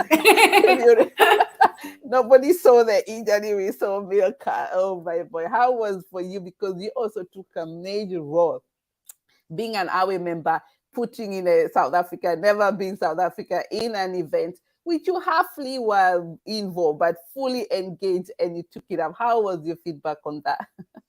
Oh, wow. First of all, I want to say it was amazing. And amazing is actually an understatement of what the event was, because it was something new. We dared to go to South Africa. We dared to go to a nation we had never been before. the trust issue was an amazing thing, because you're going to a country and we're trusting that the people you have met online will actually deliver. And Melissa, thank you, because that is just the power of networking, you know. And that was really good, because you people did a great job. You helped us in organizing things on the ground, and it really for me, it really gave me inspiration that you can go anywhere in the world and trade. You can go anywhere in the world and do what your heart desire is, because there are people, and the people there are good. Because we met on the WhatsApp group, really and truly, and a lot of, then from there relationships developed, and then a realization of actually meeting face to face, and the fact that we were able to deliver. For me, that was phenomenal, and I think it was really, really good. And Joy, I would really, really say well done for Yes, taking leap of faith. That was a huge leap of faith. yeah, if you guys were not there, I knew you were my backup. You know where you know you have your backup. When you have your backup around, you can do anything. It paid off. Yeah. So for me, it was something that, for me, I think everyone should learn from this, that you can do anything you put your heart to. There are people that God will put in place for you to help you on the journey. So you don't hold back, go for it, you know. And the women that I met, the people who came for the trade, those who were exhibitors, those who were just coming for the conference, everyone was so positive. Everyone was so focused. Everyone had an open heart to learn, and they were willing to increase their capacity. You know, that is what I really liked about it, you know. And they were willing to learn from each other. That was really, really important, not only from the speakers, but from each other. Yeah. And also, it was a nice opportunity, because I was going around and kind of interviewing some of them and just seeing what their challenges were. And there were very similar challenges. Majority were finance, you know, and some of them were market access really was a big thing. And the fact that they came there and they saw these opportunities, they learned how they can improve their products to meet the quality that is required for export, even not only outside Africa, but even within Africa, because you want to bring out the very best, and how to do it in a way that is sustainable and in a way that is economically achievable, you know, in terms of finance and sustainability. That was really something that the women really, really were taking in. And I thought that was really, really nice. And when you hear their stories, some of them are supporting another huge network behind them. They have a huge amount of people they're supporting. Some are supporting widows and orphans, and some of them have large families, and they're the main breadwinner. So you can see there's a lot of weight on their shoulders. So they're doing their very best to try and expand. And I thought this was really an amazing thing that happened, because they were able to take a lot, and hopefully will go home and apply what they learned, because that is how they will be able to improve themselves. So I remember I spoke to lady, and she was selling jewelry, and she said, oh, she was selling one of her jewelries at a very expensive price. And I said to her, listen, you may sell one and make that money, but how about looking at going, you know, increasing and enlarging, so that you can produce many and produce them cheaper and be able to sell more, as opposed to trying to sell one that takes you so long because nobody's buying it. And then she was not on any social media platform. So she's just selling just as on a one-to-one. So, and she had her niece or somebody. So I said, you're on Instagram, you're on this thing. Why don't you dress up in this jewelry and post it out and ask people to tag you? You know, just advertise for your, whether it was her auntie or her mom, I can't remember. But, you know, advertise for her on your social platforms. And I was telling her, use the youth to reach out to people. So it was really an amazing thing. And I must say, everybody did say the networking was amazing. The information they got was priceless. And I hope to God that they will apply it and not just take it, but they will go and use it, because that is what will expand their business, take them to the next level. Thank you, Milka. That was a good overview from the AWE side. She came from UK all the way to the exit. But now let's hear from Chantel. Chantel, congratulations again for the award winning. And we were really excited about you. You're a young person. It's good to hear from the exhibitor and the youth as well. And you've come up with a great products, and maybe you tell us a little bit about your product, because I love women when they market themselves. They also say what they do as part of this, and then give us how your experience was at the exhibitor during the expo in Cape Town. Oh, thank you, Miss Joy. Good day, ladies. My name is Chantal de Bruin, and I'm from South Africa. I am a small-scale farmer, and I'm agro-processing organic vegetable coffee made out of actual vegetables. The main reason I started, and many don't know this, was because of my grandfather. He was experiencing health issues, and he was diagnosed with liver kidney infection. And as a younger generation in the household, we're very innovative and full of risks. But I took a calculated risk on him, and I decided, let me try this product on him, because I know what vegetable does to an effect, especially to the elder generation. And I came up with this product, tried it on him, and he's still alive today. I took the product out to the market, and it was a success.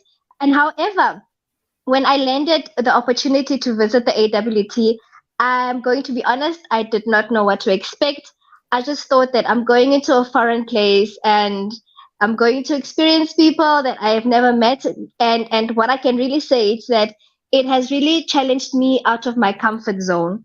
I did not expect in a million years speaking to different caliber of women. The women were very strong and brave, and they are doing it for themselves. Like you also mentioned that you don't feel sorry for anyone. We don't need to feel pity at all for anyone. We need to make sure that we are going out there to make a difference and an impact in with whatever we're trading. And for me, the experience was basically phenomenal, because I also did not expect to win an award.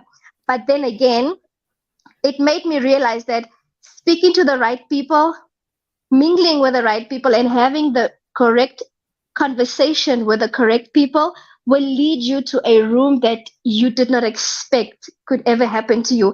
I made a few contacts, which I'm working with some of the ladies who are doing good trades, and some of them are turning honey into powder, and that is exactly what I needed. I had a conversation with a woman, and she's like, I actually do this. And I'm like, I actually need someone like you in my circle. And Milka prayed for us just before we did our pitches. It was something that we did not expect. And the favor amongst the coffee, I sold out on the second day. I think it was the second day. I sold out on the coffee. I gave people an experience that puts a smile on their faces. And I think I'm selling an experience, and the coffee really favored their tummies. I feel sorry for those who did not have it. But yes, I made a few connections, and what I'd like to say is the platform was given to us as exhibitors and attendants, and it was our responsibility to make an impact on the platform. We're not going to be spoon-fed. We're not going there to be fed on everything. It was really up to us to make our voices heard in the room that we were in. And I just want to thank you for that opportunity.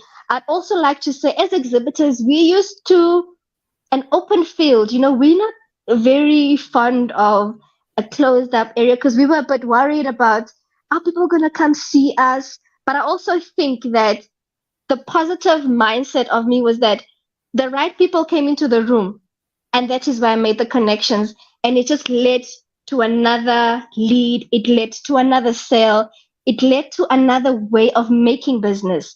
I always thought that we are the world's first organic vegetable coffee maker in the whole world. And I don't want to brag about it, but I glorify God in that, because He has blessed me with that vision, and it's going out there. And I would also like to say that we are growing as a business, and I can't wait to get it out into the AWE and the AWT. And I'm looking forward to next year, and I cannot wait to share what this platform alone has done for me as a person, growing in my self-development and speaking to people I think I'm not deemed to speak to, but I'm taking action, and action doers are people who get things done. And this is what many women need to understand, that we're not going to be looked for. We need to go out there and knock on these doors for us to able to export even. I'm looking forward to everyone having the coffee next year. Thank you so Yeah. much. Well done, well done, well done. I mean, I'm very excited. Anyway, I just see a very powerful lady. I don't know what you see yourself, but the lady I hear, very powerful, doesn't need permission from anyone. You can go anywhere you want. And this is a mindset I was talking about earlier. We need to help our brothers and sisters in Africa to change the mindset, because some of them think they need permission from somebody. I didn't need any permission to come and trade in South Africa. Literally, no one. You just need to go, exercise, look what you want, believe in yourself, believe in the power of other people and your vision. You are not given it for just to sit down on it. Make maximum use of it. And this vision is your product. And as I said in my speech earlier, and I mentioned, if one product is not working, go figure it out who else is doing a product that you can support them yourself. You don't need to be at the whole value chain is so huge and so much we can do as well. And I'm happy that you're coming out now. You're going to be a manufacturer. I know this word was so big for you. Yes, you're a manufacturer and you're going to go places. And this is the kind of mindset we need to grow our women. And we are having a lot of discussion immediately after event. I've had meetings with Chantel, helping them in mentor, just helping them in the small steps to think beyond. You need to think out of the box, think bigger, and nobody can stop you from that. So we've been having quite a lot of meetings with exhibitors one by one. It's still continuing next year, helping them to get to one step further. Because what I mentioned to the women is that trade is not just selling one product. It's one step further from business. So you need to think big, closing big deals. And for women, this is like, what? I'm gonna make tons and tons, and it sounds so big for some women, but it's not. It's something. It's the same way I said in one shoe, the same as Milka explained there. It's the same thing, but you just need to sign and get the papers done and understand what you need to do. So open your mind, and if you cannot, you work with your youth. You have your children, they don't have jobs right now, and yet you can have them in your job and employ them. They don't think they're being employed, but they are employed, and they have this knowledge, especially with the technology. I'm so passionate about the youth and the women, and I'm going to talk about that later, what is going to happen. And thank you so much, all of you, for making Africa Women, and also all the team. There was a huge team, more than this you see here, organizing an expo. Like I was approached the other day, and we'll be going places, guys. Just wait up for news and here and there of exhibitors. And I told them hosting an exhibition is not a one or two people. You need a quorum, and we are already set our quorum. We are ready for anywhere, and you're looking for partners. If you're listening to us now and you're excited of what we did, we're going to be going to different countries, the Cape Town, and I hear there's an event coming up in Cape Town again for women, business forum from the Africa Continent of Free Trade area. It's actually in March. I remember the date, but the date is already out there. And so if you're all there, you know what to do now. We showed you the way to do. Go in there and do your job and showcase your products and close the deals. It's about closing that. Even if it's a telephone or a number, that's all you need to follow up after the event. So don't carry too much. Don't exhaust yourself. Some of you are carrying so much stuff. Expo, exhibition, showcasing your small products, like we call them, how do you call them in business? I forgot the name, but just showcasing what you have, small products in the suitcase is enough, and your paperwork. That is enough, women. Let's not just go like you're going to the market. There are places to go market for, but for trade, you need to close the deals and do the talking. Yeah, mastermind. Now, I'm gonna opening more lessons on that. Thank you so much, ladies. And I'm excited. Guess what? We went to South Africa, but we still went to Kenya. Okay, now let's see what Kenya did after South Africa. So we're gonna take Thank you, Joy. Thank you, Asa and Melissa. You have a last word to say before we close for the South Africa and before we go to Kenya? Just wishing all the ladies the best for 2023, and know that you are just going to fly. Do not set any limitations for yourself, and you'll exceed all expectations. Thank you, and best of luck, Chantal and Milka. Thank you. Lovely to see you online again. It was wonderful to meet you. Thank you. And I'll be sharing. I see you want her number. You see, you already got a contact, Chantel. Melissa is there I need following you Melissa's after this. number. Yes, I'm going to Yes. be sharing with you too right away. That's all it was all about, you connecting with each other. South Africa, I love you and thank you for hosting us and keeping us starting with a big energy to come to Africa Expo, which will be continuing as well. But just to give you a heads up that the Expo will be skipping 1 year and I'll be talking about it in the next meeting. So thank you so much.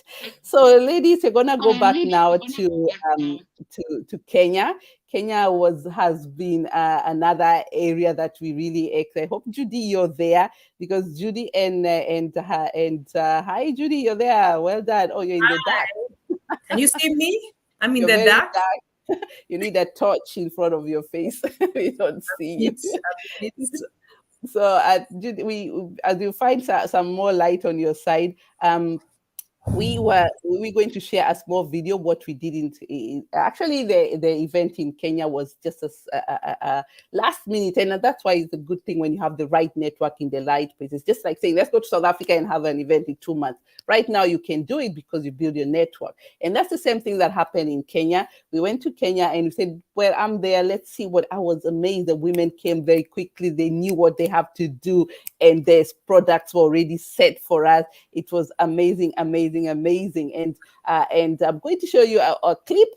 Then Judy was part of the organizing team in Kenya, in Nairobi, and it was such an amazing platform to connect again in person. Some of the people we've never met, and some of them we met in Cape Town, met them again in Nairobi, and it was such amazing. So I'm going to share a small clip about what happened in Kenya.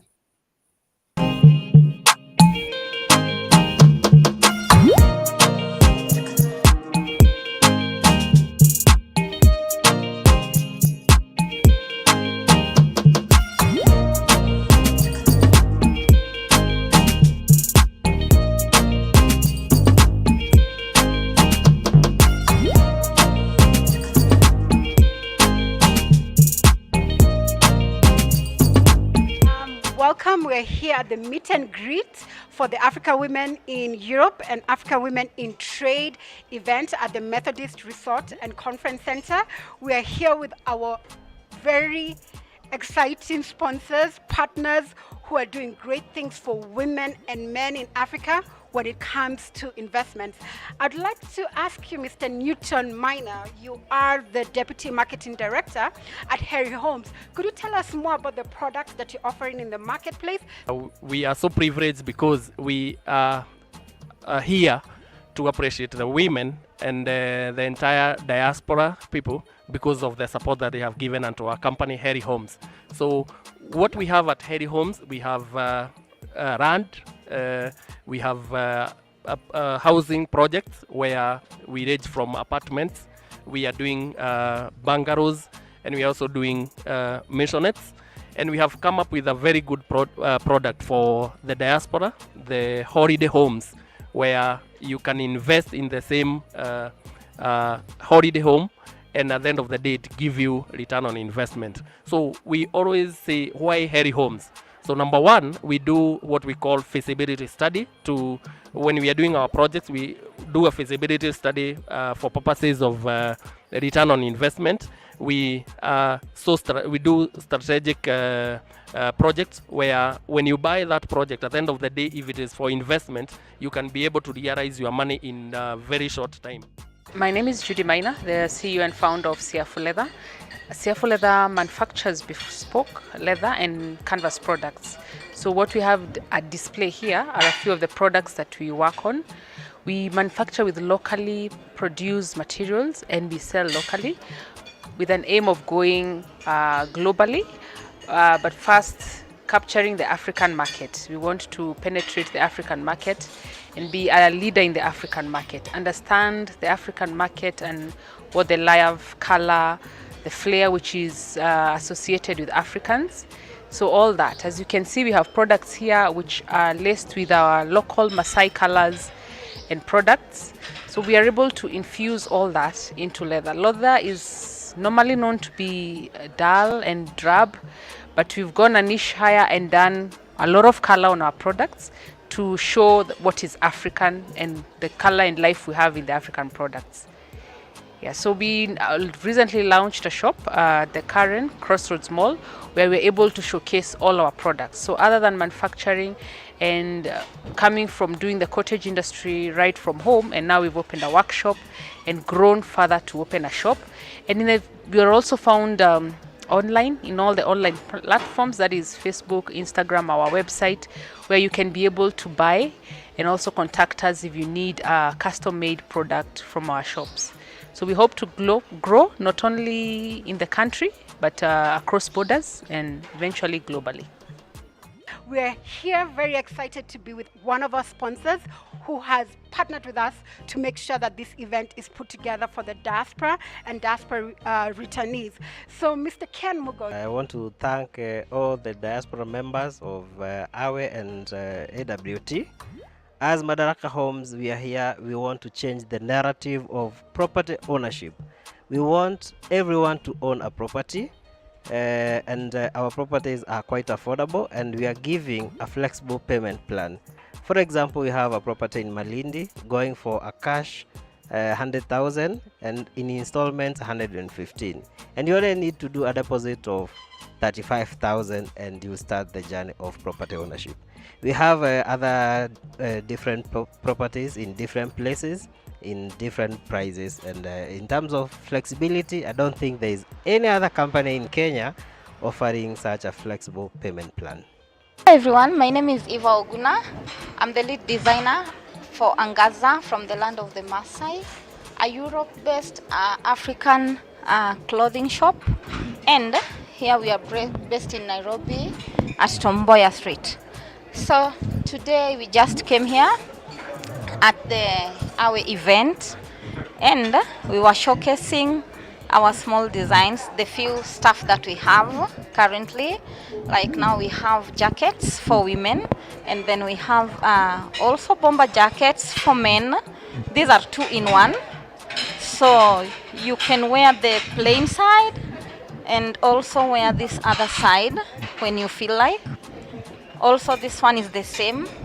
And yes, we are happy. We were here to make the connections. We were here to do the sales. We were here to talk with other people in business. Thank you. I am very excited here to be with one of our sponsors, Lydia Maina of Isuzu, Lydia Isuzu as she goes by.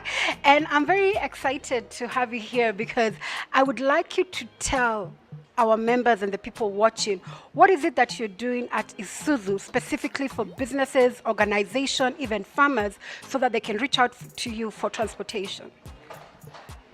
Hello everyone, my name is Lydia Isuzu and I work with Isuzu and a dealership of Rice East Africa. We are at Enterprise Road, Kampala Road, and my core business is to sell vehicles. This is the Isuzu brand. The Isuzu brand is a brand that is used all across the country, well accepted, long-term product that can assist every other business person. So this is a product that we are selling to all business people so that they can be able to open more opportunity for them, transport their goods easily, be able to reduce the cost of hiring vehicles and be able to afford one. What we do is to work together with the business people, together with the bank. The banks are willing to finance the business people around 95% financing. They pay 5%, and the rest it's easy because as long as you have the vehicle, you're able to transport goods and be able to save. You can get me through my number. My number is 0722 733 369. I'm also on Facebook as Lydia Isuzu, and you can get me at Instagram, Lydia Isuzu, and also the LinkedIn, Lydia Isuzu. TikTok, you'll find me at Lydia Isuzu. You'll find the buses and trucks dancing there. So we are moving the product in a big way. So we are situated here in Nairobi, Enterprise Road, Kampala Road. My name is Marlene Juguna. I work with Pazurina Holdings International. I'm very privileged to be here this evening. The event was awesome and I'm happy to have joined in. It's my first time and I've learned a lot. I've networked with so many people. people who are in farming, people who are in diaspora and would like to invest around here, and giving each other ideas of investment. Yeah, and I would like to talk more about Pazurina Holdings. We deal with beach properties, precisely beach properties, land near the beach in Diani. So our properties are from 800 meters to the beach, and as far as even 7 kilometers. It depends with what you prefer. For those who would want to reach us, our contacts are 0712 110 110. 0712 110 110. Thank you so much. Hey, Anne, what a day. It's been a great day. You're always there with me. I met this lady virtually and she's always there. So how was the day today? Today was a really, really great day because we met in person. What I loved about it, it was very inspirational, right? Yeah. And people were actually able to listen to people who are in business, who have done great things and are aspiring to do great things. And people are now talking how to do business together. So it was...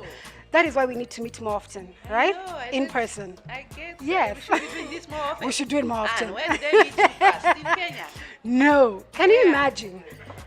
Technology is a beautiful thing, let me tell you. What year did we meet? 2021? Yes. 2 years ago? Internet during COVID. During COVID, yes. Right? And we are connected because we are very passionate about women in business, women in trade. And the thing we've connected about is that diaspora is key in economic development on this continent, and we cannot leave the women behind. So women and diaspora, that's what connects us. And we first met in South Africa, and we are Kenyan. Yes, we just met in South Africa, and I imagine. And this is the second time. So, but she's there for us. So, yes. Legal Africa, that's what you do. That's something. Do you want to tell us a little bit about Legal Africa and your next event? Great. So, Regal Africa Group, we are all about creating wealth through promoting trade and investment on the continent. What we recognized is that a lot of Africans are still in the aid mentality, and we say the only sustainable way to eradicate poverty on the African continent is through business. And we are doing business differently. How are we doing it? One, we are doing more intra-Africa trade. That is why it's very important for people to learn more about the opportunities brought about by the AFCFTA, which is the Africa Continental Free Trade Area or Agreement. The second thing we've realized is that we are all importers, right? African businesses like to import. We cannot create jobs for others outside this country, outside this continent. So what we're doing at Regal Africa is promoting export to the global market. And then we're saying because most of the businesses that are coming up are young people, the youth, women, and they are able to understand technology, just like the way we met, right? So we're talking about digital trade. So what Regal Africa does is say, look, we are gonna help you access market outside the country that you're in, and then as you grow your market share, we're gonna provide or connect you or match you with the investors who put money in your business so that you can be able to scale your business. And that is why Regal Africa, in partnership with African Women in Trade, is doing the work that we're doing. We're saying we're taking advantage of the opportunities that business provides, right? And guess what? We are women, eh? Yes, African women. African women in trade. In trade, right. I'm very excited to meet Anne Shuri. She is the goat farmer, and I'd really like her to tell us more about what it is that you do. So Anne, tell us more about your product and what you're doing in goat farming.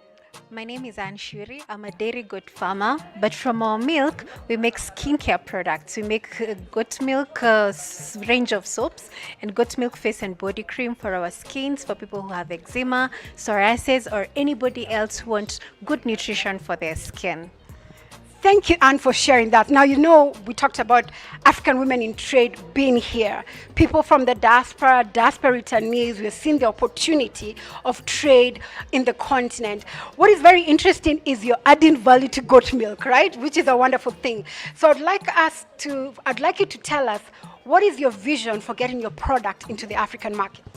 My vision is to go regional, to go Africa, and also people in the diaspora to get our African products into their market and to use them too.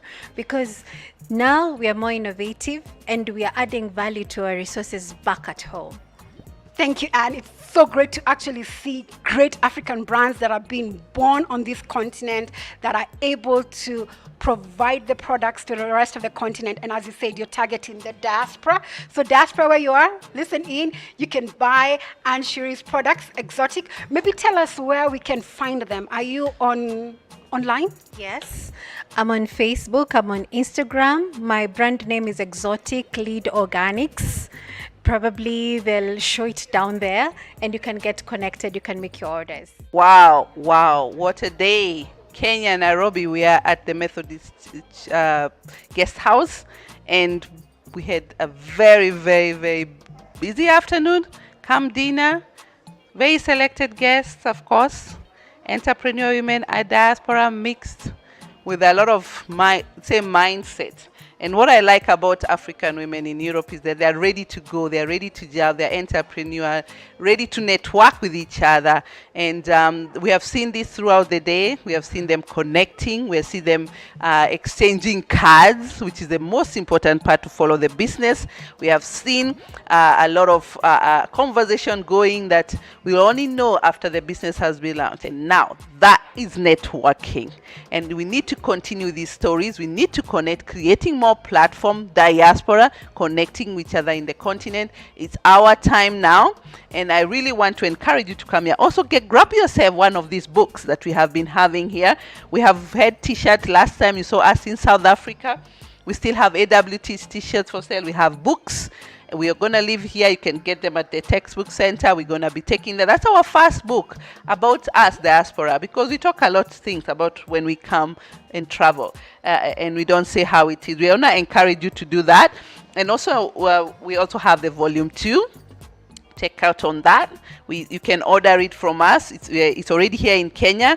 You can already grab yourself a copy.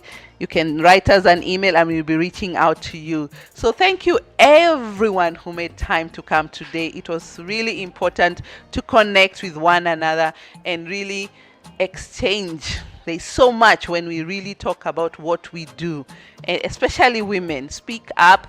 Let's say, what have we been doing for these years? What have you been encouraging each other? It's very important. Ubuntu, working together is a power together. So, as I always say, together we are strong. And I hope to see you again in Nairobi or another city in Africa. Bye for now.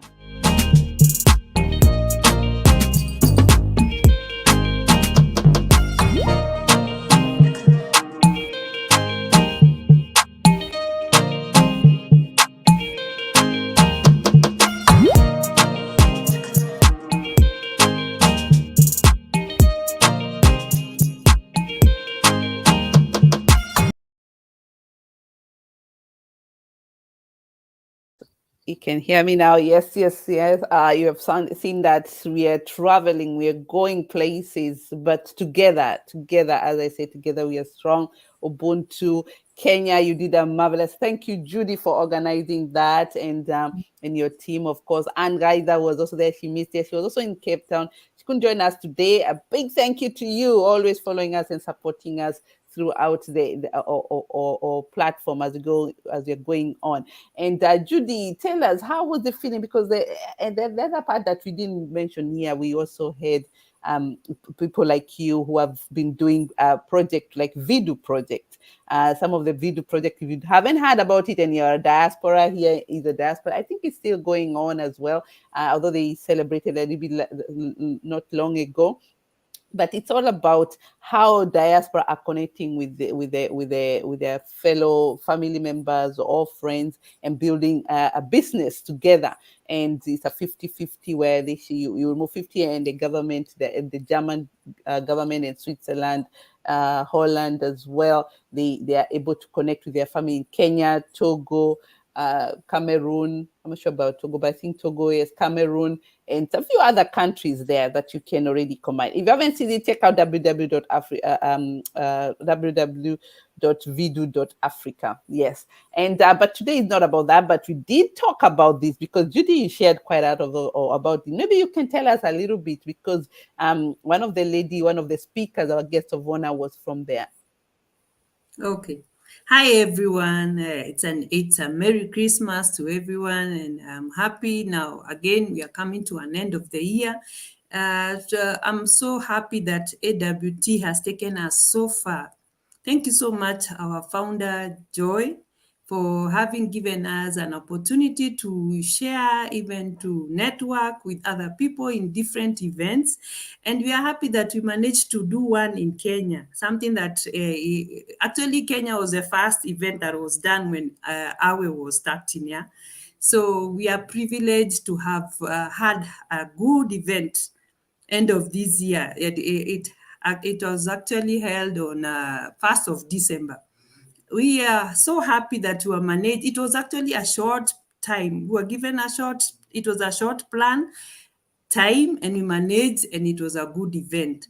Oh, and we had some people talking. We had given some speaker a chance to speak, and we had WeDo. WeDo is one of the organization that has been helping people locally here in Kenya. I'm one of the beneficiary of WeDo, and WeDo, their work is to support Kenyans and also work together with diaspora. And I be one of the beneficiary. I've really benefited a lot with the WeDo. And it's actually, I did my first project, and then I did a second project and a third project. You can imagine 3 projects within 1 year. And what I did is I applied for a dairy. I actually do dairy farming.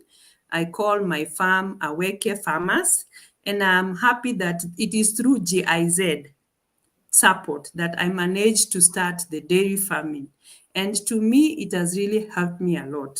And it has also helped even my family, even a community around me, because what we do, we deliver milk to just near our society called Limuru Fresh.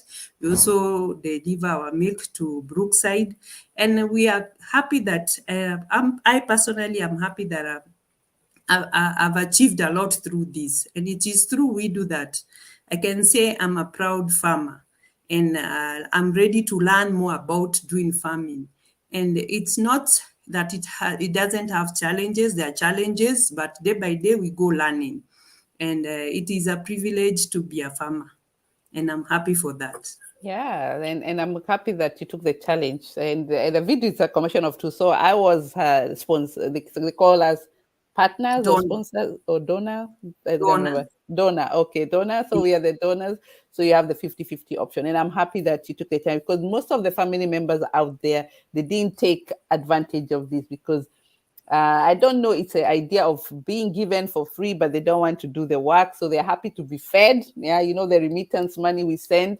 We also need you to do the job. So video is there to make sure that you can also create a job that is sustainable on your side, so that you can support also the other people on the other side. Some family member did it, and I'm happy most of the AWE member did it. We have one who did a plantation for paprika, greenhouse. We have others who have done quite a lot. I supported, I think, two more, which was an online supermarket, Pepper supermarket. That one was given a video corona, which is not there anymore, but it's all about supporting that. But on this day, we also did quite a lot, hearing about projects. We had you as one of the speaker. We had leather, my favorite bags. If you haven't seen that, go on YouTube, our YouTube channel, Africa Women in Trade channel, YouTube channel. If you're there after this, have a look at it's my favorite leather. Everybody knows my leather bags. I keep carrying them now. I can't remember the name. What was it? Siafu leather bags, and you can see there on YouTube what they do. They process the leather, and we also had also the professor as well. Jockey, who came in to talk about how they do how they support the youth, being a professor in the youth and university, processing machines to be able to produce. Right now, she's also conserving food in Limuru. And we also, as you saw, the goat butter. Hello, I've never thought about goat butter, to be honest. Very innovative people, and amazing people doing amazing work out there. And I think that's something that we have started. It's something that we're gonna continue. And it's all about market access. Thank you for your work and the team behind as well, and the venue that hosted us on a very short notice. The food was, guys, it was African food, Kenya food. It was good. We had chapatis, mandazi, samosas. Oh, it was really nice. For me, coming back to Kenya after a long time was a very interesting. And we always have this as well in it. It was a very, as Judy said, it was a last minute event that was not planned in our yearly planning, but it was an possibility. That's why I say when opportunity comes, entrepreneur, grab them. Because right now, all those entrepreneur, and you saw the lady with the design, is our designer, my designer, any clothes you see me wearing, that lady you saw in that video was the one who designed the clothes for she's a designer and produced it herself. And she said it's a diaspora. It's actually she works together with Nelly, who was not here, from Holland, who worked with her in Kenya, and they sell African clothes between diaspora and Africa. So I order from here through Nelly. Nelly orders to Africa. Africa, they send it to Nelly. Nelly, it's a long way. It's doable. It's practicable. So if you are diaspora out there and haven't found a hustling job, I'm coming for you. And you really need to do a hustling.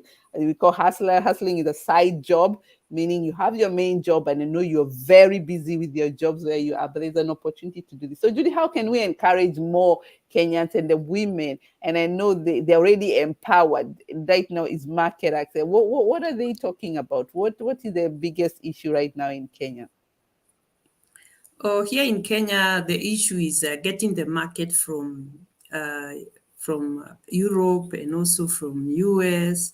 You see, we have so much that we get. Like now, if you look at coffee, our coffee, we export it to other countries, and yet the kind of the money that they are paid is too little. And you see, we get our own coffee and we are not able to brand it. So other countries, it's branded, and then the kind of the money that it's paid, it's quite a huge compared to what our farmers are doing.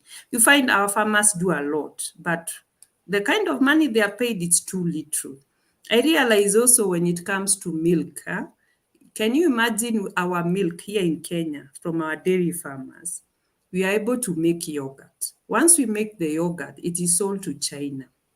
It is done kind of branding in China. And then it's sold back to Kenya. They sell it back to Kenya. We are the people who buy it again. And it's our own milk, our own yogurt. So you find market, the only thing that we have a problem with Kenya is getting the market and also doing the branding. We have a challenge with branding. If we are able to learn how to brand our products, I don't think so we can sell to China. We cannot export some of these products that we have. We are supposed to, have the product done here, branding done here, and then we sell to them. Not the other way around, taking it, then coming back to Kenya. That's a challenge. So our most of the entrepreneurs, they have a challenge when it comes to marketing in the diaspora. Yeah, getting our products there. But with time, I know things are going to change now, because now you can see in South Africa now, you don't need a visa to go there. You see, our government is doing well. You don't need a visa. You are in South Africa too, and I'm hoping there's an opportunity you saw there to do business with Kenya. Yes, there was a lot. And how was that experience from Kenya and in South Africa? How did it open up your mind? What are the businesses and opportunities you saw between Kenya and South Africa? What I saw in South Africa, the kind of the dressing that I was dressed on, I could find some people saying, we have the best materials, coming from Kenya. I tell them these are locally made materials. Now they call it Ankara. Ankara is the kitenges. Our kitenges are a bit soft. So there was that thing of, why don't you sell to us? Why didn't you come with these some of these design you sell to us? And that was a challenge. And actually, I learned a lot that our materials here in Kenya, locally made materials, we have the best. We have the best compared to the ones in South Africa.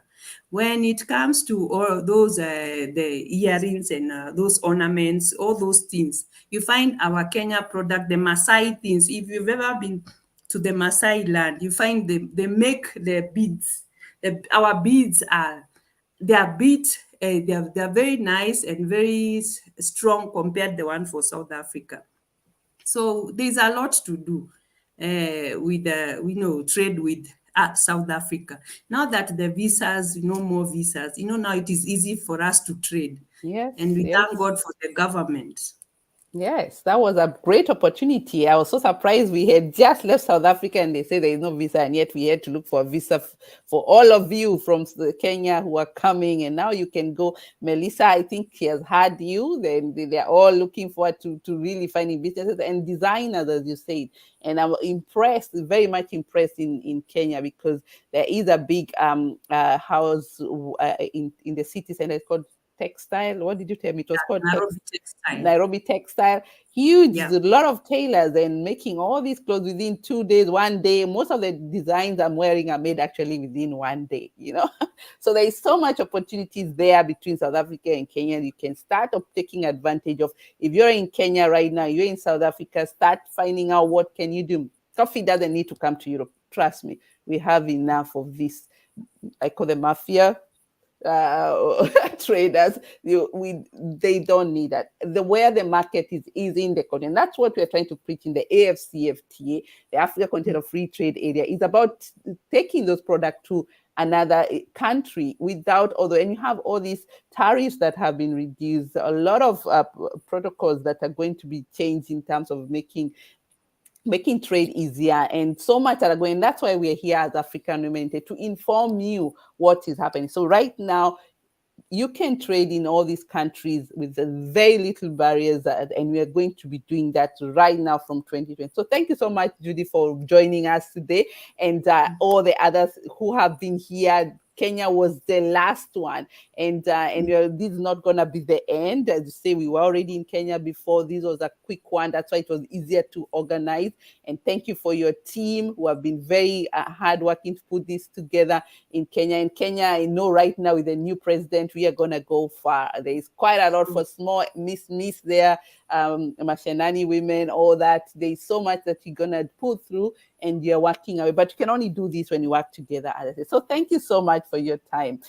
So anyway, so I want to pass on my gratitude again to everyone. We are coming now closer to the end, and it's important for you to really think of, as a diaspora or an entrepreneur back in Africa, seated somewhere, stuck with the product. Find out how you can join it. I encourage you to check on our website, www.africawomenintrade. And if you're a diaspora, I'm coming for you. Actually, next year is all about you. Where are you? How can you support me the next part? Because the products are here.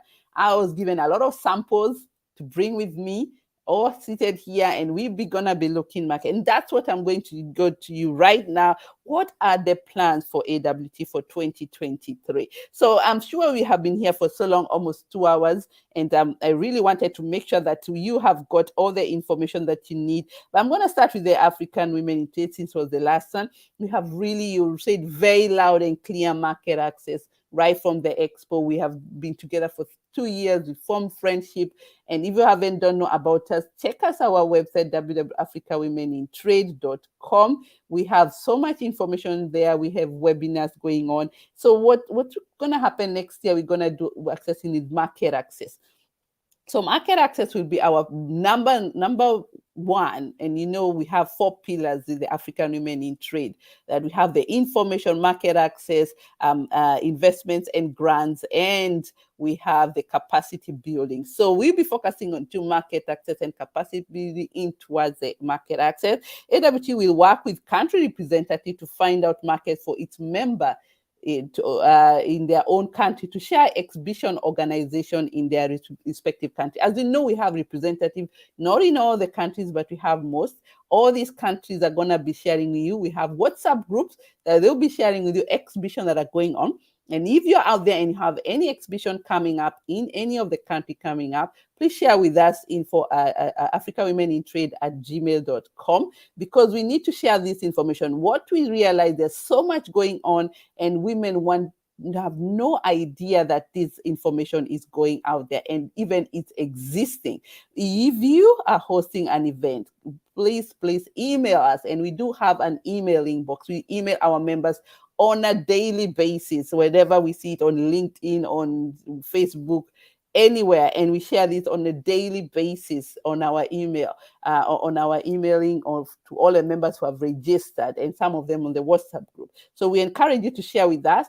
And the country representative, and we'll be focusing on basically following the AFCFTA. We're going to grow the group a bit bigger now, focusing on the 8 countries that were selected. As you know, AFCFTA have selected 8 countries, so we'll be working on we have started from Tunisia, Kenya, Rwanda, Egypt, what was the other one? If I'm not, Mauritius as well, and a few more others that I've not all the names in my head right now. But all these countries, we are going to work closer with them in the next year, and we'll be having representative to find out if they are the test pilot for AFCFTA, how can they start trading among each other with the product that you have. So already start preparing your products. I've seen some of you have great products already packaged. The NGOs, the organizations, the trades and she trades and all that have helped you a lot. But right now we need to focus on market access. So AWT will support certification. As you saw, we have already started certification that will allow them to access global markets, especially those ones who are ready for global markets with certifications. There's a lot of certification that is needed to inform you, and training that we're going to offer you as well for those ones who are interested in the global market. And we always say cross borders is the first place to start when you start to trade. It's much cheaper for you and much faster. And this is already happening. And you women, you're leading on with this. So let's work on that one. We'll be working very close, first of all, with the cross borders. And then as we go to global borders, we have to make sure that all the products are ready. We know we have a lot of problems with logistics and payments, but when you talk about cross borders, you have most of the time you are able to work with the currency, and also logistic is not that very far, and it's already happening. So we're going to also start the AWE Youth Program that we have already been announcing for some time. AWE Youth Program is starting. And we are partnering with the Google. Google has already confirmed they'll be working with us. We'll identify 20 youth, and these are very great programs. As I mentioned, the youth are going to help the women. But we need to train the youth, first of all, how they can help the women. And Google will be helping us with their tools and and all the programs that they have in on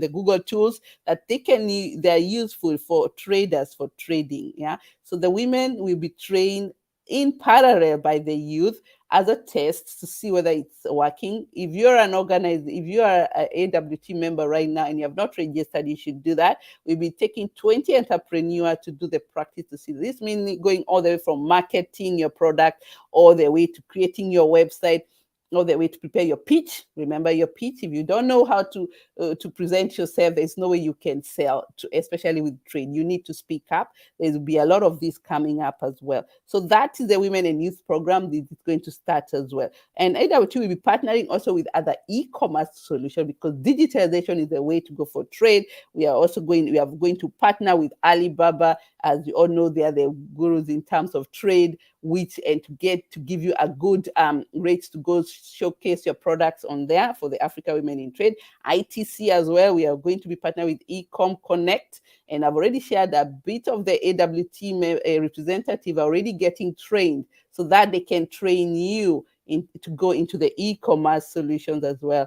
And also VIPO, and you know VIPO is the World Intellectual Property Organization. We need to trademark your products. Some of these products you're having, especially the creative industry, we need to protect your brands. Otherwise, you cannot sell them around. There's a lot of copy pasting going around, and you're going to lose all your hard work. So we are going to have that event as well. It's also being prepared. We're going to select around 20 entrepreneurs who need that support, and you will be going to be trained for 3 days. And these are in partnership with VIPO, that is the World Intellectual Property Organization. And then of course, our monthly webinars are continuing.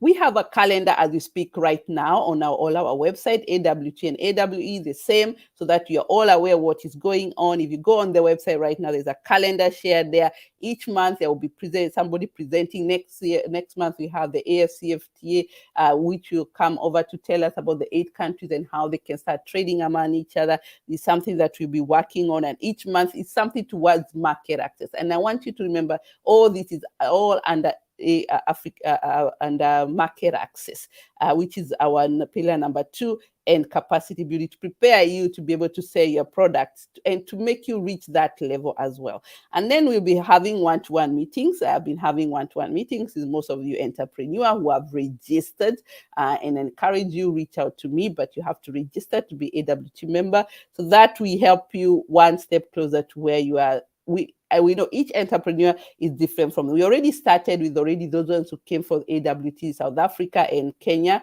We'll be following up with each one of you. We have one-to-one meeting that we'll be preparing.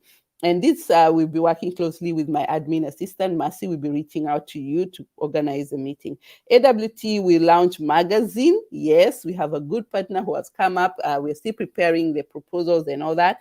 A magazine about to market your product. So we'll be reaching out to you. It's not going to be free. We need also to survive ourselves. We are not a non-profit organization. We need to also support ourselves. So this is also going to come, as well as was planned already in 2 years ago. It's already there. And we have the AWT catalog website. We already have African market in Europe. If you have never seen it, we already have a catalog website where we have showcased some of the products out there that we are going to do even more. These are not only products, we are going to go also in properties, in mining, in any direction, any product services that is being offered out there. It's on Africa Women in Market, Africa Market in Europe. .eu. So that, check out on that. So that is a big overview. What 2023 is coming up. We pray that everything that we put in there will be graced, and we'll be able to get to that step, because only without you, and I like sharing these out with all of you so that you align yourself. By the time we come to the end of the year, we'll come here and tell you what we did and how we did it. And we hope that somebody else can also learn from us and take it. And I always say there is enough for everyone. If you think my model will work on the other side, Africa is so huge. You can start east and I start west, and we go north and south, or we work together, but at the same time aligning with each other in terms of speed, because Africa, this is the time to do it. We don't have time to waste. And I've also, with Africa Women in Europe, we are not left out. African Women in Europe, I hope you're all excited. Thank you for all of you who did a great work last year. We bet in Germany, UK, Switzerland, Holland, but this year we're going to meet in Brussels, yes, in Belgium, because finally, as we said, 1 year we meet all of us together, and the other years we meet in different countries. But that doesn't limit you to do your own small meetings together. So each country can prepare their own small meeting, but we are having AWE Awards 2023 in Brussels. We are still planning on that as well. We'll be giving you more information, but now you know 2023 is in Brussels. It's AWE Awards. We are looking for you women who have been doing amazing one. You know, our awards, it's about acknowledging you. We'll be sharing you to nominate someone, or you nominate yourself as well, and this is part of it. And we will also be going around to check on you, what you've been doing since COVID and until now. Even if you've changed your business, let us know. So AWE will be working with AWE as well, members who want to be part of AWT to support African AWE markets, AWT members' products in their country or resident here in Europe. So we'll be going to expos. You'll be seeing me a lot this year in expos. So AWT, we are not going to host expo this year because we are going to other expos to showcase your product. Remember, it's market access. So here in Europe, we'll be doing the same for those ones who are ready for Europe market. We'll be going to expos. We have already lined up a lot already in January. At the end, we have already a product expos going on there. And hopefully we will be also getting your products that are ready for for Europe market. You've seen teas already in Italy. We also be promoting all these, quite a lot of them. Check on the calendar. We'll be sharing where these exhibitions are. Just in case you're able to also join us, you can reach out to us as well. AWT officials will work to identify exhibitors in Europe and representing AWT entrepreneurs, as I mentioned earlier, products, and supporting the communication with the B2B communication. This is something that it's a work in progress. We are going to connect the two AWE and AWT. And then we are going to be supporting AWE will be supporting its member to be informed of Africa investment opportunity through events, through live webinar like these ones. We'll be hosting them quite a lot and bringing some of these people that you can, like I said, diaspora insurances, the tap, there is a money market fund. There's a lot of way you can invest back at home, even if you're not ready for doing products. There's so many ways you can do, and we'll be bringing all these people and also engaging with you one-to-one in terms of interviews. So we are inviting Kenyan members to join the AWE Diaspora Circle. We'll be reaching now 2 years in April, and we are looking for members. Of course, if you want to come, if you're a Kenya and you're in business and you're also part of AWE Diaspora Circle, you can join us. And then if you are also in Europe and if you don't have to be a woman, it's also for men, you're welcome to come and join AWE Diaspora Circle. And it's actually, we already almost 19, 20 going there right now. And the group is also going, and we have already started investing together quite a lot of things, but we need more of you so that we can do big projects together. And so I'm encouraging you to join the AWE Diaspora Circle. And our website is, as I said, www.awecircle.eu. So that's our website, and I'll share the link as soon as I get. So there it is. It's awecircle.eu. So check out on that as well. So so that was really the overview of what we have been doing, and I encourage you to check out on all our website. We have Africa Women in Trade as well. Check out on that one, and also the AWE itself. We are very keen on hearing from you as well, what you're doing and how we can work together. So I'm seeing all of the people are still here. I'm gonna lift you up again to say bye-bye to everyone. Thank you so much for your time. And I am really appreciate your staying here almost, wow. I thought it was 2 hours. It's quite a lot of long time. 2 hours going 3 hours.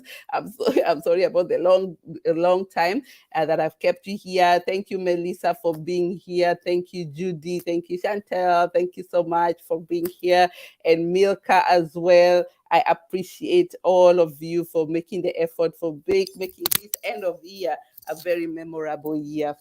A memorable time for all of us, and we are looking forward to 2023, and I wish you a very, very happy new year.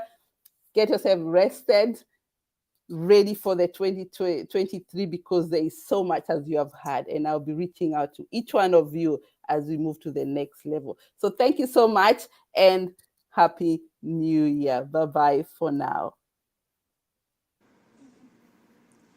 Bye-bye. Bye. Bye-bye. Funeral cover for less than a cup of coffee. Peace of mind is not as expensive as you may think. For just one day, you can forego your cup of coffee for your monthly Diaspora Funeral Cash Plan cover. To find out how much premium you would pay, get a quote today. Visit www.diasporainsurance.com/get-quote. WhatsApp +44 770 3838 304 UK and international. WhatsApp +27 659 070 419 South Africa and rest of Africa. Funeral cover for less than a cup of coffee.